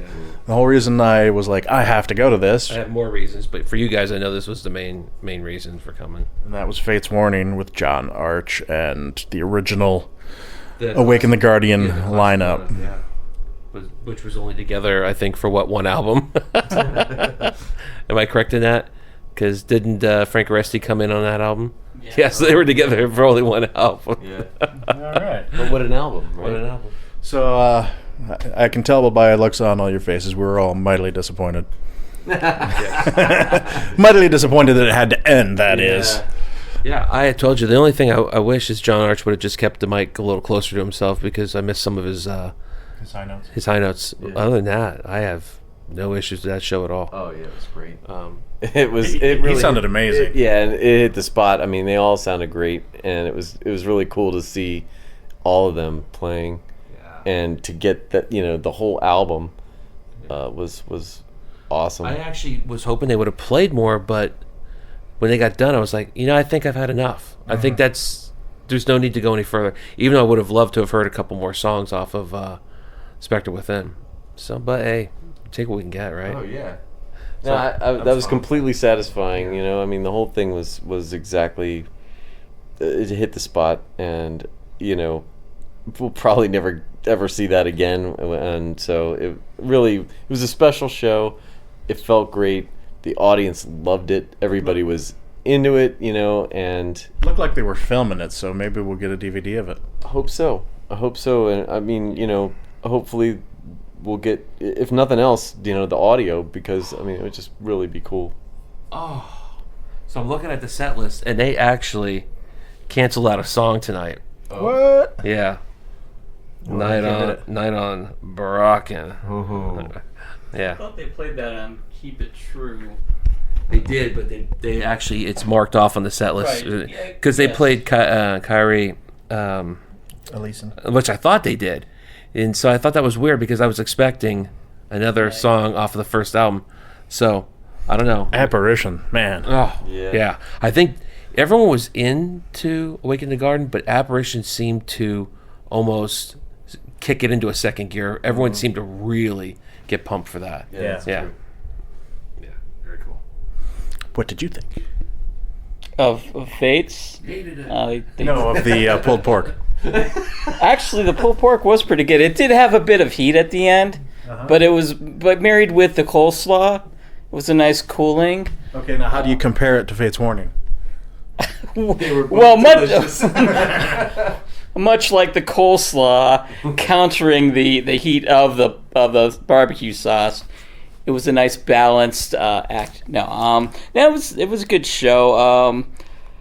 Part of me is a little bit over the whole album thing from bands, but it is nice to see on occasion. This probably is one of those occasions because this is an album that you wouldn't normally expect to hear. So and they didn't overdo it. I mean, they're only playing a few shows of this, so kind of makes it a bit more special. Until they announce the world tour next week. Yeah. Well, that's a different story. Yeah. Those guys have actual jobs. Yeah. But what's interesting about seeing that is now this group in its own or different variations have seen all these different reunions. Because Romy and I saw the Parallels reunion in Connecticut, and then the three of us saw the Arch Matthias, which, it's a different band. Now, I was actually Fates Warning, all right, because it was all Fates Warning's guys in it, but they were doing Arch Matthias music, so, and then we got to see this version, which I thought was cool, so. I will treasure it always. Oh, yeah, definitely. Yeah. Definitely. Anything more on Fates? No. I'm just getting back. We'll get back to the other band now as the year goes on with their tour. So, if they ever tour the album, the current firm, yeah. Oh yeah. And just move on to that. Because the new album is they phenomenal. said they were going to be touring. Yeah. I was just waiting for when it's we can see them. So Yeah. So the other thing that happened tonight that we sort of skipped over, getting to Fate's Warning, was the announcements for next year. Oh. yes. Now you're all going to have to help me with this one because there was a lot of bands I didn't even know, and one of them that made me laugh out loud with its silly 80s style spelling of Nasty. I was like, wow, is that like a hair band? Like, God, I can't even remember any of those horribly spelled words from the 80s, but I'm getting it right now. I knew Pain, which I thought was funny because ProgPower is going to have the dude from Hypocrisy there. Granted, he does play a very different style of music in Pain. And I thought that was pretty cool. And I've heard of Angel Dust. And Lords of Black, I've heard a few songs. I'm trying to get the Was it Sunburst? Sunburst I've never heard of. What was the other? Here we go. I got it right Here's here. got it. All right, so the Friday is Sunburst, Distorted Harmony. Does that sound right? Lords of Black, Angel Dust, which will be kind of cool because I saw them a long time ago when they played at ProgPower, so that might be interesting. Myrith is coming back, which they're a fan favorite. They went over really well. They're a band from Tunisia, I believe. So that'll be kind of cool. And then an interesting... They'll get canceled because they won't be able to get into the country. They've already been in once, so I think they'll get in again. Excellent. And then... Well, wait, before we announce the headline, should we talk about the fact that we only got 2 of the bands picked? Yeah. Our predictions. And truth be told, we didn't do this earlier, but at the last minute before this all started, I said to everyone, I bet that Mike Portnoy is going to do some all-star thing because he's here to see Fate's Warning. And lo and behold, the first headline is Mike Portnoy's Shattered Fortress, which is his 12-step program thing that he did when he wrote for Dream Theater. It's 5 songs with 12 parts. That might be interesting, only because of who might come with the band. Now, I was talking to TR about this. It's, to me anyway, it seemed like sort of a disappointment that would be a headliner, somebody that doesn't even currently have an album out. Now, granted, if it's an all-star thing, if he's got some really big names in there, I guess, okay, but it still seems like it should be maybe like second billing. Yeah, and maybe because it's Portnoy and Dream Theater, and so the prog So side. just name alone, even though he doesn't have the catalog to back it up. Well, yeah, it's all going to be It's going to be all Dream Theater music, is what it's going to be. Oh, okay. Yeah, it's all songs that were performed with Dream Theater. Oh, so this isn't new material. Not the 5 songs that he's going to play. I think it's an out. Something he's never played live before, but in its entirety, I should say. He's played bits of it, but this is, I guess, a premiere of the whole. What is it? The 12-step. 12 steps. Yeah, of AA, I guess. Wait, so it's a bunch of songs about AA? It's his recovery and his journey recovering. That's interesting. Yeah, so he tried to get Dream Theater to play it, and I guess they never wanted to do it, or it didn't work out, or whatever. Who knows? Well, I guess they They're a bunch of bag of dicks. I'm sure there's 2 sides to the story of Dream Theater. Trust me. I'm sure it is. Yeah. They never performed it, and so he's getting a chance to perform it. They've done all-star stuff before here. I mean, half of John Oliva stuff is always an all-star band. It seems like so.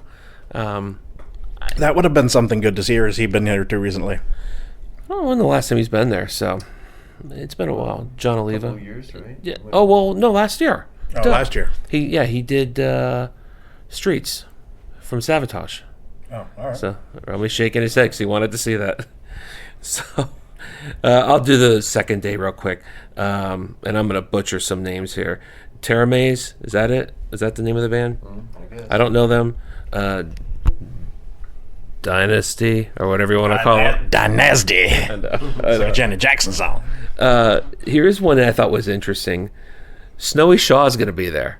Yeah. And it looks like he's going to be doing kind of what Annika van Giersbergen did, kind of a career retrospective. So he's going to play some Dimmu Borgir. Yeah, they were showing all the bands. I know. I didn't King quite Diamond. didn't quite understand. I'm like, you're not going to be singing King Diamond. I mean, come on here. I mean, I don't know. Yeah, I thought he was a bass player. it'd be interesting. What was the other? Drummer. Memento Mori was another one, I think. So it'll be interesting to see what he does. Got his own stuff too. Yeah, it's his own material, exactly. Yeah, I got a promo from the label once, and I was like, nah, it's okay. Pain was the other band, which I cheered for, and then I looked over Romy and I realized, crap, it's not John Oliva's Pain, it's the band Pain. I thought you were referring to Pain of Salvation No. initially or something. No, absolutely not. Yeah, I wonder how many people thought that's what it was. They were all cheering, and then I was like, wait. This band, I can't pronounce the name because I'm an idiot, so I'll show you. It's Where are we here? right there. Oh, I'm gonna guess Amaranthi. Yeah, I guess. Now that was the band with three singers: the chick, the growler, and then the clean singer dude. So I mean, if you're talking just two singers having an issue, what about three? Well, we saw 3 this weekend. Yeah. We already did. Oh yeah. Pyramids. Pyramids. And it worked just. Yeah, but they're not all currently in the band. That's true. Yeah. The band we're talking about though that's coming, I think were here a couple of years ago and everyone loves them. So Speaking of pyramids, I don't know if anybody else noticed. I pointed it out to TR, but the singer and Viggo Mortensen lookalike guitar player were 3 seats down from us in our row. oh, were they really? That's awesome. Feeds. And then I guess the final headline is Catatonia, Which you predicted. which I predicted. So, which I only threw it out because I didn't know what else to say, and I was surprised to see them. So that's the lineup. I'm still going to come because I go every year. This might be a little different year for me in terms of who I see and how I go about it, but I may experiment with some of the bands I don't know. You know, All right. I'm hoping Thursday is the linchpin for it. I'm hoping it's a Thursday like this time. So Yeah. we'll see. Cool. Why don't we do a quick rundown of what's going on tomorrow? After today, and as tired as I am, I think I've revised my expectations for tomorrow. We have another 6 bands: Savage Messiah, Sirius Black, Green Carnation, Refuge, Haken, and Devin Townsend Project. Actually, 7. I'll have a 7th band. Oh, right. Mr. High and Mighty over here, Gold Badger, is also getting Did you call him a badger? he's a badger. Mushroom. He also gets an acoustic set from Annika. Yes, at 12. It's a gold badge for the gold badge members of ProgPower and the VIPs. There should be a gold badger on the badge. Badger. A snake. You know we all want to see that tomorrow. I cannot wait. Yeah, we're going to get an acoustic show from her tomorrow with the gold badge and VIP people. Which only John gets to go to because he's special. I'll be sleeping or something or drinking. Special only for that 1 hour, maybe. Yeah. All right. Well, I originally wanted to see Savage Messiah, but they're opening the show, and that's starting to seem like something that I don't really need to be there for.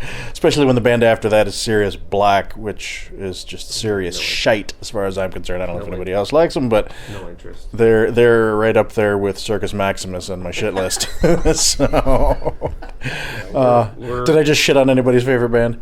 No. No, we're Okay. priming for Green Carnation to start today, I think. Yeah, that's 5 o'clock. That's a nice, good start time, and then Refuge, which I guess is going to be a bunch of Rage songs. Yeah, I'll check out a little bit. I don't know about you guys, but I'll check out a little bit, and then Skip Hagen. I may watch them a little bit. mind seeing They're They're very entertaining. Maybe not then. Well, maybe I'll watch them just to have seats for. Yeah, downtown. that's true. That's true. So.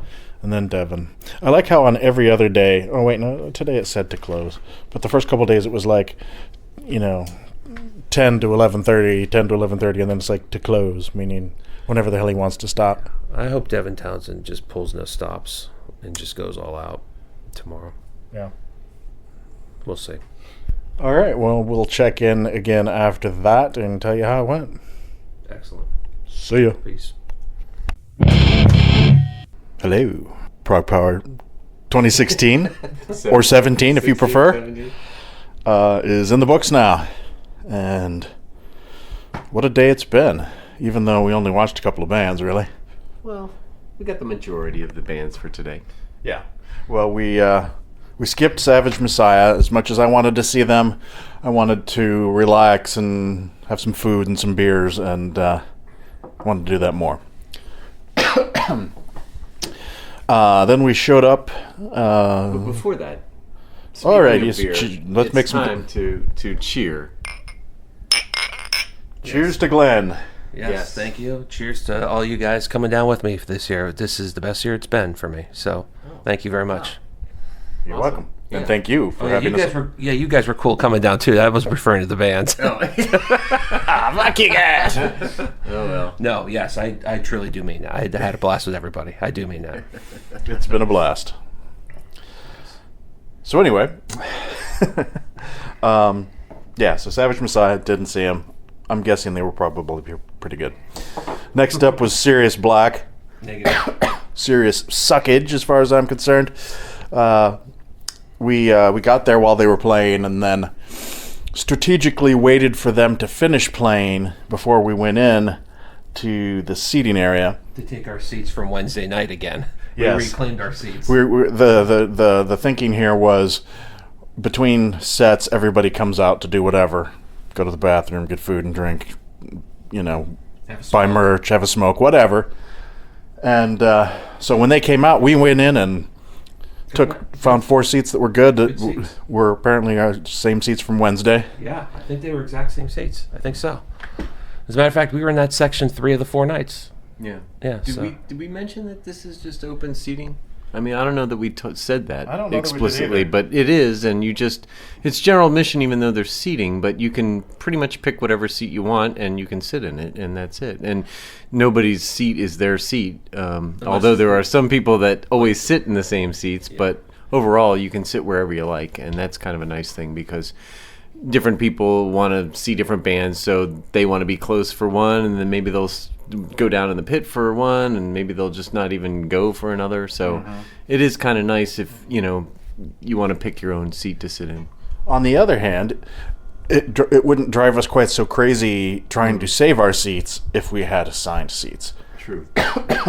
If it was, these are our seats, get out of our seats, you fucker, then we could all go do something. But we always had to leave 1 or 2 people behind to hold on to the seats. Only problem with that is that would defeat the purpose of me having a gold badge and getting in early to pick us prime seats. So Well, your gold badge could get you the best seats. maybe. I guess we'd have to test that scenario out. And if it got me good seats, then okay, we can go to assigned seats. But that would be me, though. It wouldn't be you guys. Well, I couldn't say, right. well, I need 15 seats in the first section. I got a crew coming this year. Yeah. Well, that would be sort of the point of the gold thing is that you get preferred seat. Maybe it's like with the airlines or even some of the concert venues now. You can literally go on the screen and tap the seats you want, or even what's the movie theater? The one where they serve you food. Fandango? No, the movie theater. Can't think of the name of it now. But where they serve food and beer and all that stuff. Anyway, you get to pick your seats ahead of time there. Special theater. The special theater. I can't think of the name of it. Oh, I was just there. We have one near us in Merrifield. Same thing. You can buy beers and food and take it in and stuff like that. So I know what you're talking But about. this one, they actually come to your seat and bring it to you, and you can just order stuff from your seat. Oh, okay. So I was pondering right there for anyone that didn't see. Opining, Yeah, maybe? hold on. Do do do do do. While John ponders, listen to the girl from Ipanema. All right. Sorry, drinking beer. So then we went in, we got seated so that we could see the first band that we were actually wanting to see, which was Green Carnation. And they're doing the whole Light of Day, Day of Darkness single, super long track. And I thought they pulled that off pretty well. Yeah, it was a nice show. I enjoyed it a lot. They sounded great. I thought the singing was good for a whole hour of one song, and everyone played great. It sounded pretty close to the album, I thought. So I enjoyed it. Romy's not here because he's actually talking to the guitar player on the street somewhere. So we just sort of waited a little while and started without him. Maybe he'll show up. What'd you think, TR? I enjoyed it. I'd only heard that maybe once or twice before, and I thought, well, this is going to be kind of ambitious, but it was very seamless and smooth, and everybody did sound good. There was a good mix, and I enjoyed it. Yeah. One other thing I thought, I don't know if you guys noticed, I thought, oh man, one song, people are going to basically walk out at some point because they're going to get tired of hearing this. Did you drink all my beer? Maybe. My can's empty. Yeah, you got more then. I thought everyone stayed. The attention span from everyone was very good, and they got an amazing standing ovation from a lot. There weren't a lot of green seats. There were a lot of seats with people in them. Yeah. So I thought that was cool. There weren't that many standing ovations this week. I mean, the very first one I saw was Gentle Storm.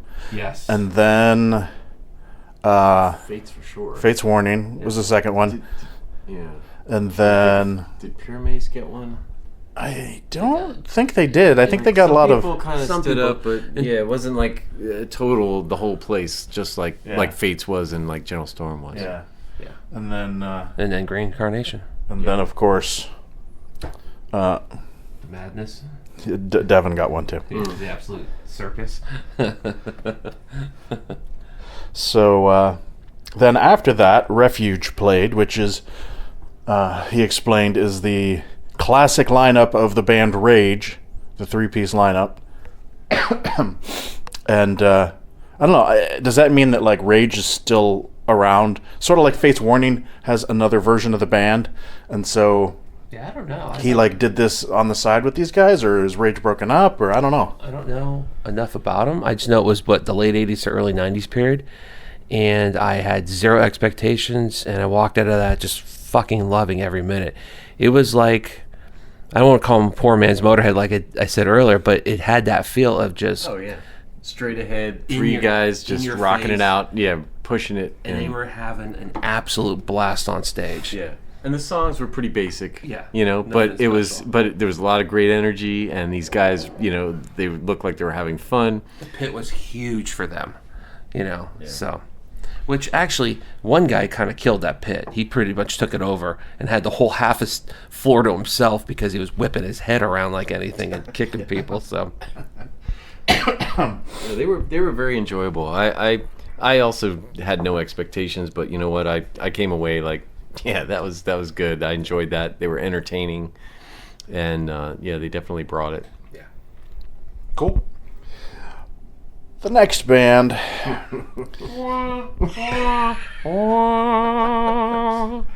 We were corrected on the pronunciation. It is not Haken. It is Haken, like bacon. And I refer to them now as Fakin because I like that. I didn't think of that. I thought they absolutely sucked hard.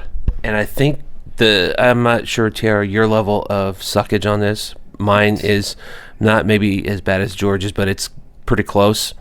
I think we were in a strict minority on this one. Oh, yeah. It seemed like everyone loved them. The whole place was crazy about them. Yeah. Which means the whole place was full of idiots. No offense to all you idiots out there. Yeah. Well, you know, I don't know. I don't understand what took place there because, I mean, I get it. These guys are very technical. You know, They're outstanding musicians. yeah, they're great musicians and everything. But at the same time, coming off of Refuge, which was just like and just like in your face, you know, just rocking out. Then this kind of thing happens, and it's kind of a little more obtuse. And so, you know, we're kind of sitting there and. I don't know. Even though they were doing really complex stuff, I was completely bored by it. Yeah. And I just was not, I don't know, I just didn't really get it. Yeah, and I don't want to poo-poo a band. I didn't get it either. I did not enjoy them. And I'll be honest, the person I'm going to poo-poo the most, and I don't want to do this, I absolutely could not stand their singer. Within 2 minutes, I was just ready to just crawl or claw off all my skin on my face. Yeah. I couldn't stand him. I would listen to James LeBrie on his worst day of the year for 4 hours straight. Yeah, I had to get up and leave for a while because it was so bad. I mean, I don't want to be a bad guy and say that. I don't want to, Right. you know, because I know a lot of people like him. I'll be the bad guy. Just for me, You could be the bad guy, but you know, it wasn't. Yeah, it didn't jive. yeah. I'm sorry. I actually have their latest album, and I've listened to it, and I thought it was okay.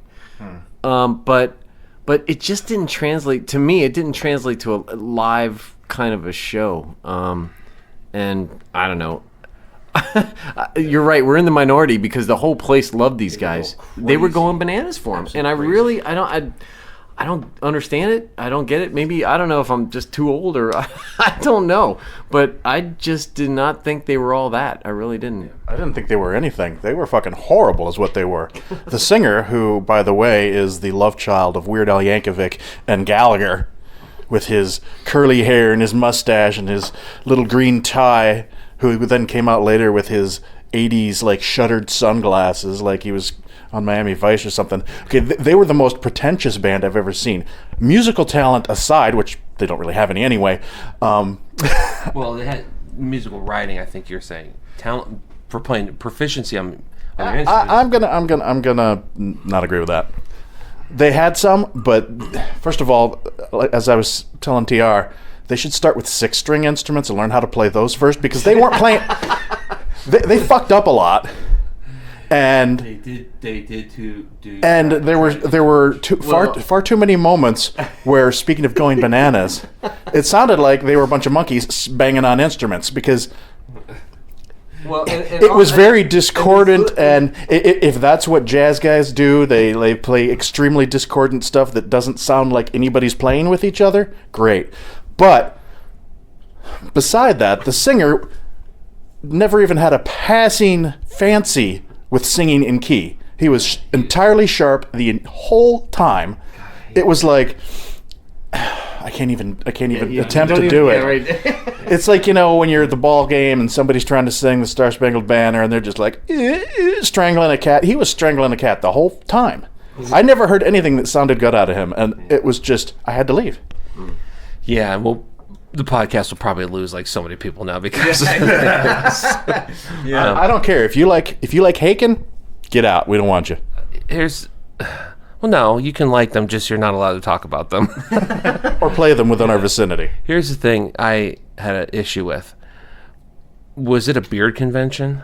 I mean, everyone had... Yeah, there wasn't one person in that band that didn't have a beard, right? Yeah, I didn't have a beard. So I was wondering... I was kind of laughing about that, because I knew you'd probably comment on that. Well, yeah, and in a second we'll get to Devin Townsend, because neck beards came up during his...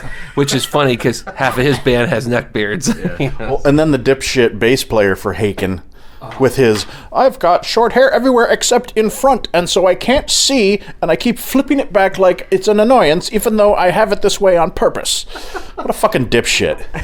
And he talked just like that. Yeah, what a fucking dipshit. Wow. Spock's Beard and Circus Maximus just became the greatest bands ever. Oh, at least they can play. Yeah, I agree.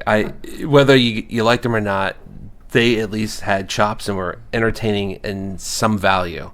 Yeah. What it was. I was totally bored by this band. I was. Well, at one point, I think you looked over at me and I dropped my head and you just burst out laughing.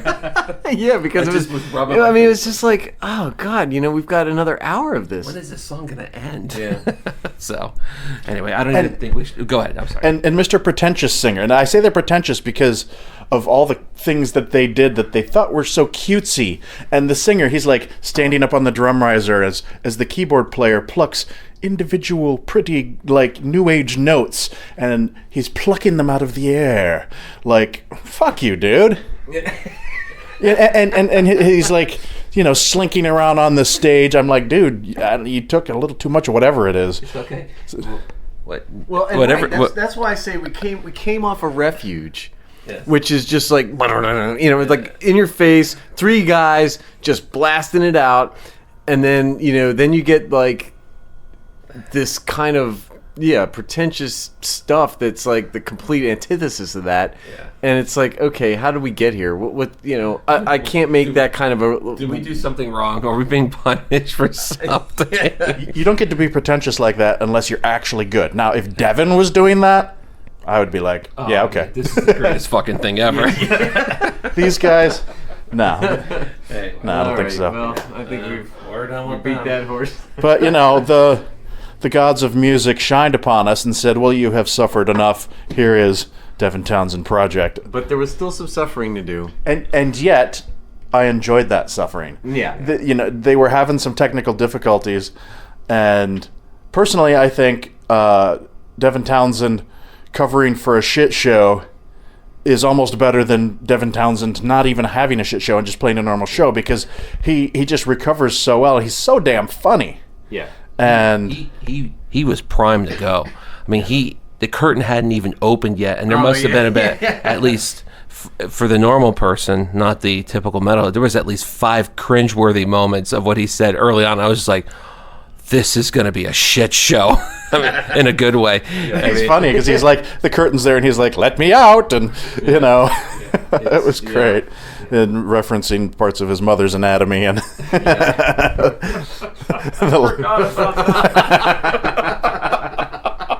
And it's funny because you can't see him. You just hear this disembodied voice saying this ridiculous and from behind the curtain because they hadn't pulled the curtain back yet. He has somewhat of a natural operatic voice, or at least when he goes into his Devin Townsend character on stage, which I think obviously he's I think it's part him and part this kind of, Yes. I don't want to say psychosis. I think it's just his stage persona. Right. He has this somewhat already operatic voice when he talks. He talks with such emphasis, and to hear this coming from behind the curtain, it was almost like, is this the modern day Wizard of Oz? All of a sudden, he's the man behind the curtain. bitch, take your dog and get out of here. Yeah. We're closed today. And the best song he played all night was the opening song. TR, would you like to comment on what that song was? Because I know you've played this song in your band. Oh, right. So,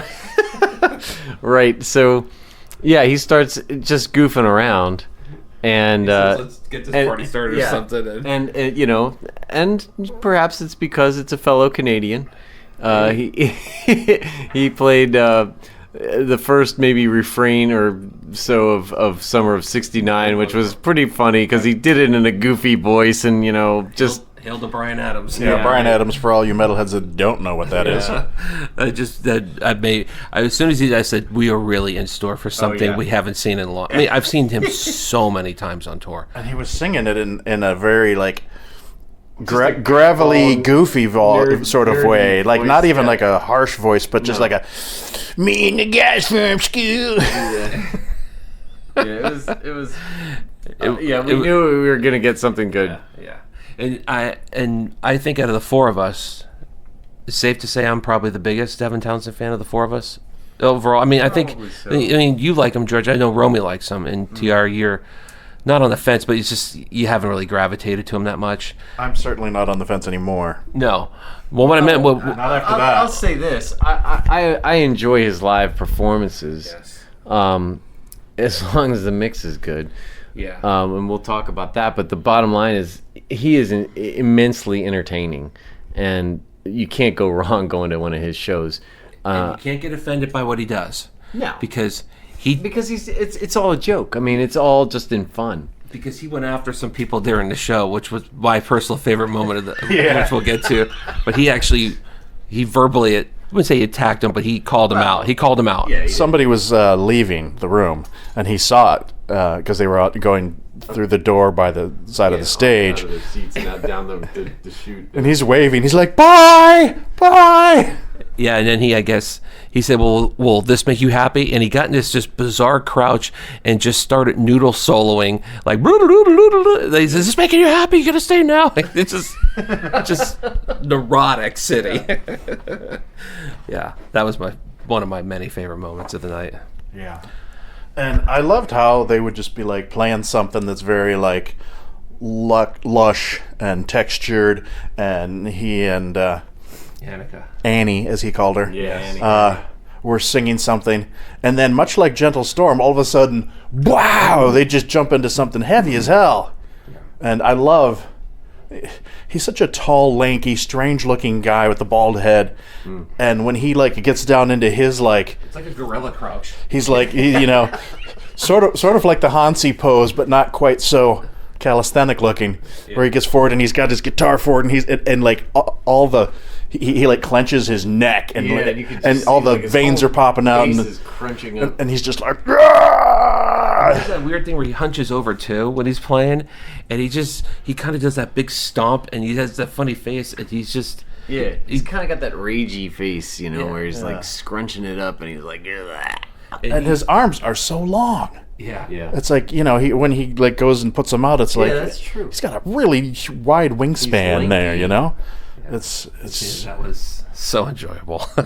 Minus the fact that I don't think we need to waste time really, but they had a serious amount of mixing problems where we couldn't hear. You could hear almost as if it was stage presence only, as if like it was monitors only. Almost. Yeah, and you couldn't hear them for probably half the show until they had a serious technical issue with the computer on. Yeah, I don't know if the computer dropped out or whatever, but and he was making fun of it, talking about you rely on these computers and then they fuck you. Yes. So basically, his acoustic guitar the signal wasn't going back, and so basically when he strummed it, you got nothing. So he threw it off the stage, but get rid of this guitar and bring me back my other guitar. And then the acoustic guitar worked, and it seemed like from there the sound wasn't 100%, but it did get better, and it got better, and it still should have been better. Yeah, and then what he did there was basically, because he's all about the wall of sound and all this backing stuff that fills out the everything, and that what he called it was a campfire song where he wanted everybody to kind of sing along with him, and Annika was out there and he was there and he had his acoustic guitar, and it was super cool because we had kind of they'd been you could just tell that they were kind of struggling with the mix, and it was kind of frustrating, and for the first time you could hear everybody, you could hear the guitar, you could hear him, you could hear her, and it was just a really cool moment because everybody was singing along, and it was just a really it kind of for the moment banished all the kind of feelings of frustration that I was feeling. I was feeling it too. Where it was like, oh man, why can't we hear her? Why can't we hear him? I mean, there were times when you could hear him, and then or his guitar. You could hear his guitar, and then you couldn't really hear it. It was just very strange, and I'm not quite sure what was going on there. I know you thought it might have been the wall sound, but I feel that when he did play the acoustic guitar, you still couldn't hear that well, and there was nobody else out there but him. So that's what made me think it might have been the mix. Who knows? Damn you, Lucifer. Yeah. Yeah, right. Yeah, whoever you are, you got some work to do. Well, apparently her name was Lisa, but Devin called her Lucifer.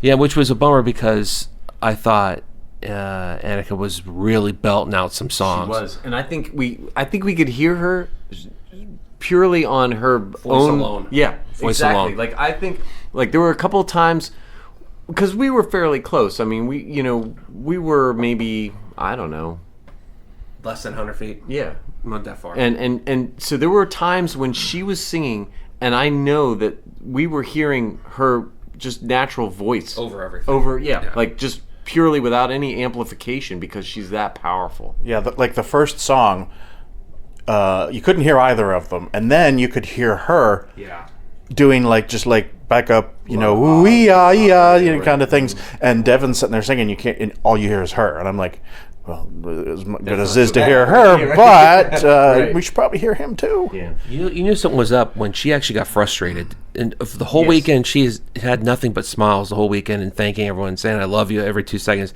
And she got frustrated and walked off stage to change mics. Yeah. Or, and well, they didn't even have another mic, or and then- I don't know. I thought it was very odd that they didn't have another mic for her. And then she had to sing on the main mic a couple times, so. Yeah. But you know what? They were professionals. I mean, were. they worked it through and kept going strong and hard.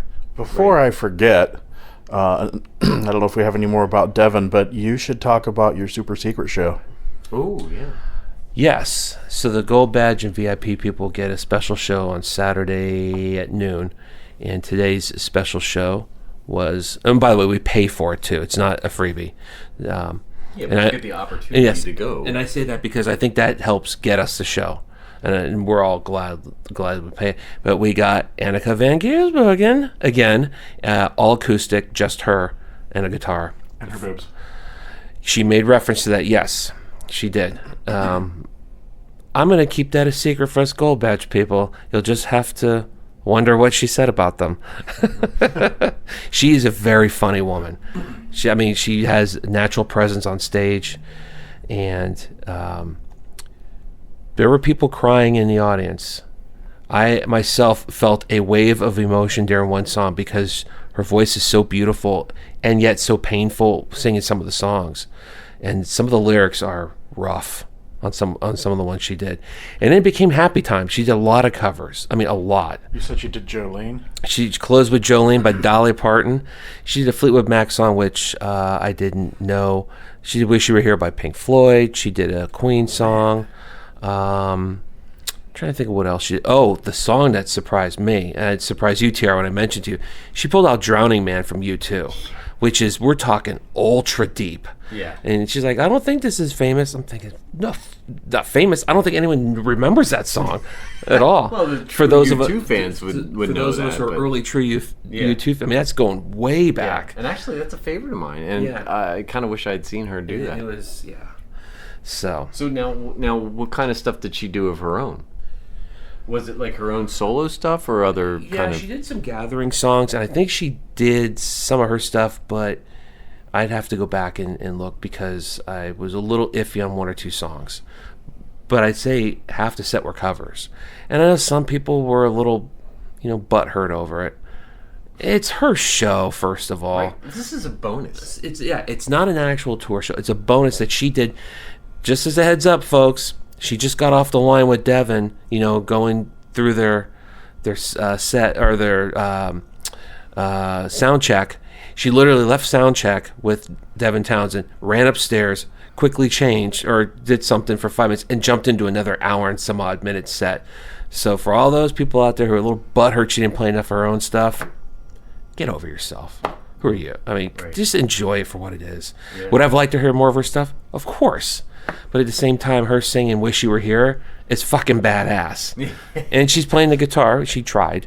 She admitted that she wasn't great. Yeah. But she's more than proficient. Of course, she picked a song that you need to really nail. Meaning he has such a distinct solo lines and he has stuff. such a distinct style and sound. Yeah. And she still pulled it off, so I enjoy it. She could sing the phone book. Yeah, and here's the thing. It was only supposed to be an hour, and she was running 15 minutes late because of sound check.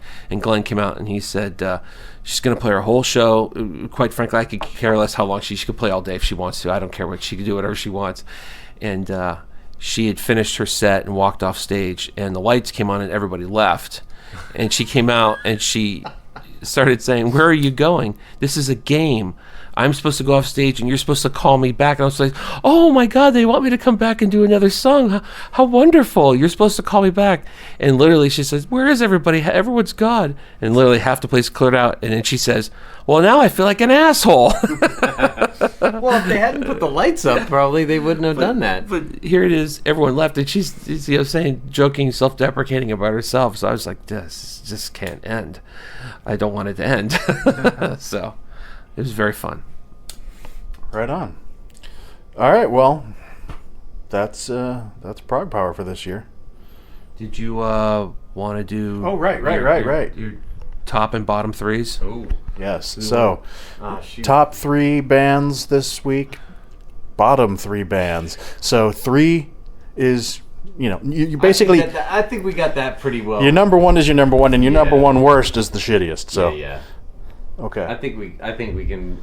Top 3 is no problem. I think almost no problem. Now, normally on the podcast we do 3, 2, 1. I say we just around. do the 3. I just say we just do our we just each do our list and then move on. Okay. So why don't we start with TR? What are your? I don't know. You want to do bottom 3 Let or? me do the top 3 because that's so much easier for me. Obviously, Fates was huge for me, and I really enjoyed that. That was number 1. Nice. And I got to say Gentle Storm had to be second because that was really a tremendous performance, and I was actually moved by that. I really thought it was really it was an amazing performance. Number 3 for me, this is really hard because there were a lot of great bands at this ProgPower. I've been to a couple of ProgPowers now. This is the best one by far. And yeah, this for me, thus far was probably the one with the most bands that I enjoyed. And really, other than I'm gonna, I'll go with my lowest 3 now, which would be Haken because What was your third one? Well, I didn't. I'm doing it now. I'm mixing it up. Okay. So, Gotcha. other than that, there were really, actually, to be honest, there weren't any really. There weren't other. Okay, so I didn't really care for Spock's Beard a whole lot, but Is that like Fair your number enough. 2? yeah, that would probably be like my number 2 bad. So Haken, Spock's Beard, but when you look at all the bands, and there were plenty of bands I didn't know. They were actually, I enjoyed almost all the bands really because they all did a pretty good show, and I felt like there really wasn't anything that I really deplored. Overall, I felt like everybody came and it was like, yeah, this is pretty good. And maybe it's not like I'm gonna go out and buy all their stuff, but I was entertained. They did a good show. They were good musicians. I'm good, So, so maybe that's what I'll do. I'll do 2 and 2, Fates and General Storm, and then on the bottom, Haken and Spock's Beard. Even though I don't think that's representative of Spock's Beard. So I really don't. I mean, it just didn't reach me. But because I really don't. They didn't play badly. I thought they were like, as musicians, they're very good. Just it didn't reach me musically. So not a hate show. Just you didn't get it. You didn't, right. It just wasn't like my favorite, or I just didn't care for it. But so it's like I thought they, from the standpoint of, did they play well? Yes. Did they was it a good mix? Yes. Was everything really pretty decent? Yeah. But did it reach me? No. I just didn't. Fair. Yeah. Because my 2 of my 3 are that way too. Yeah. I didn't hate them. I just didn't do the other thing. Am I doing mine now? Yes, you are. All right, I'll do my bottom 3 first, because I like to give the worst and go to the best. So going 3 to 1, I'm going to go Dragon Force first, or as my number 3. I wasn't into them, and I didn't like them already, so I was like, didn't hate them at all, didn't dislike them, just they did nothing for me. I'm sure power metal fans are sharpening up their dragons. My Sharpening up their dragons. They got to do what they got to do. Your dragon sharpening out. Thanks to you laughing, I forgot my number. Number 2. My number 2. Let me sharpen up my dragon. Fuck.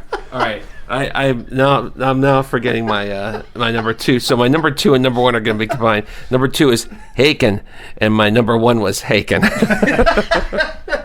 Oh, and I've got a number 3 for the best. Pyramaze was really top notch. That was really a great show. That was cool. And I don't want to forget that, because Fates, boom, General Storm, wow, and then Pyramaze.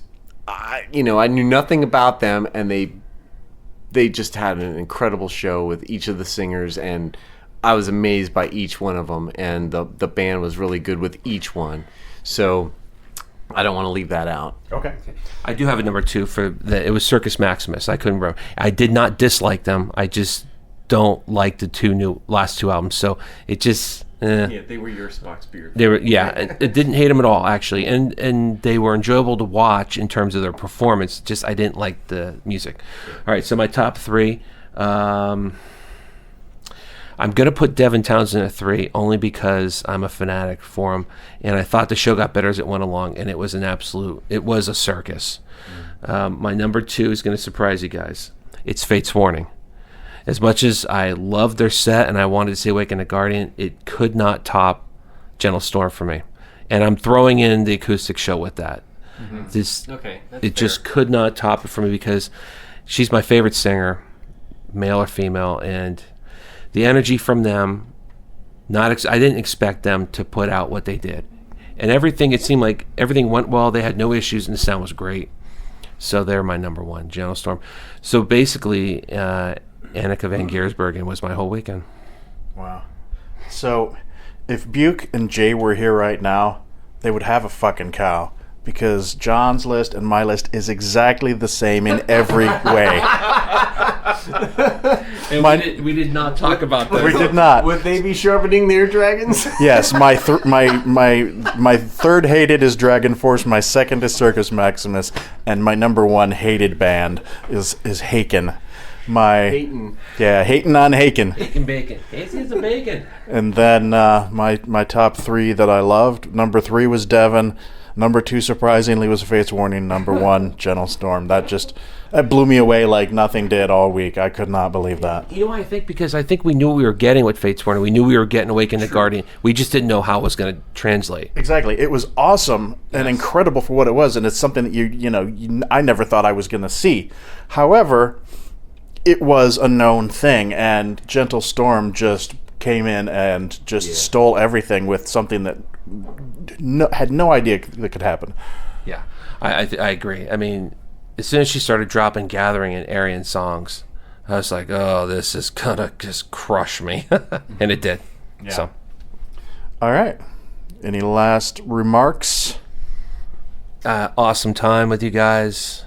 Really, I truly mean that. And I had a fabulous time at the festival. And I watched more bands this year than I ever have of any festival.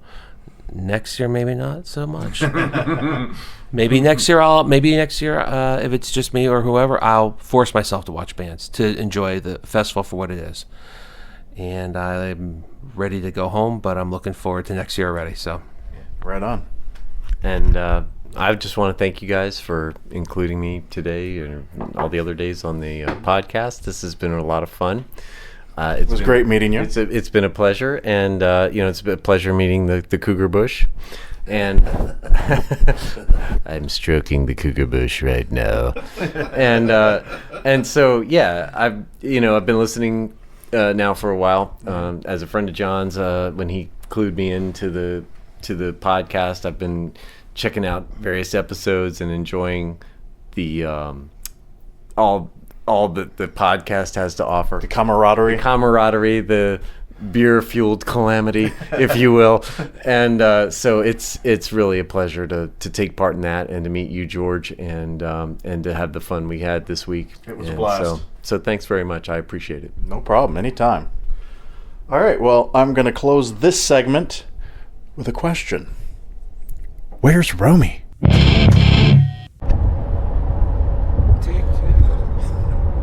Hello.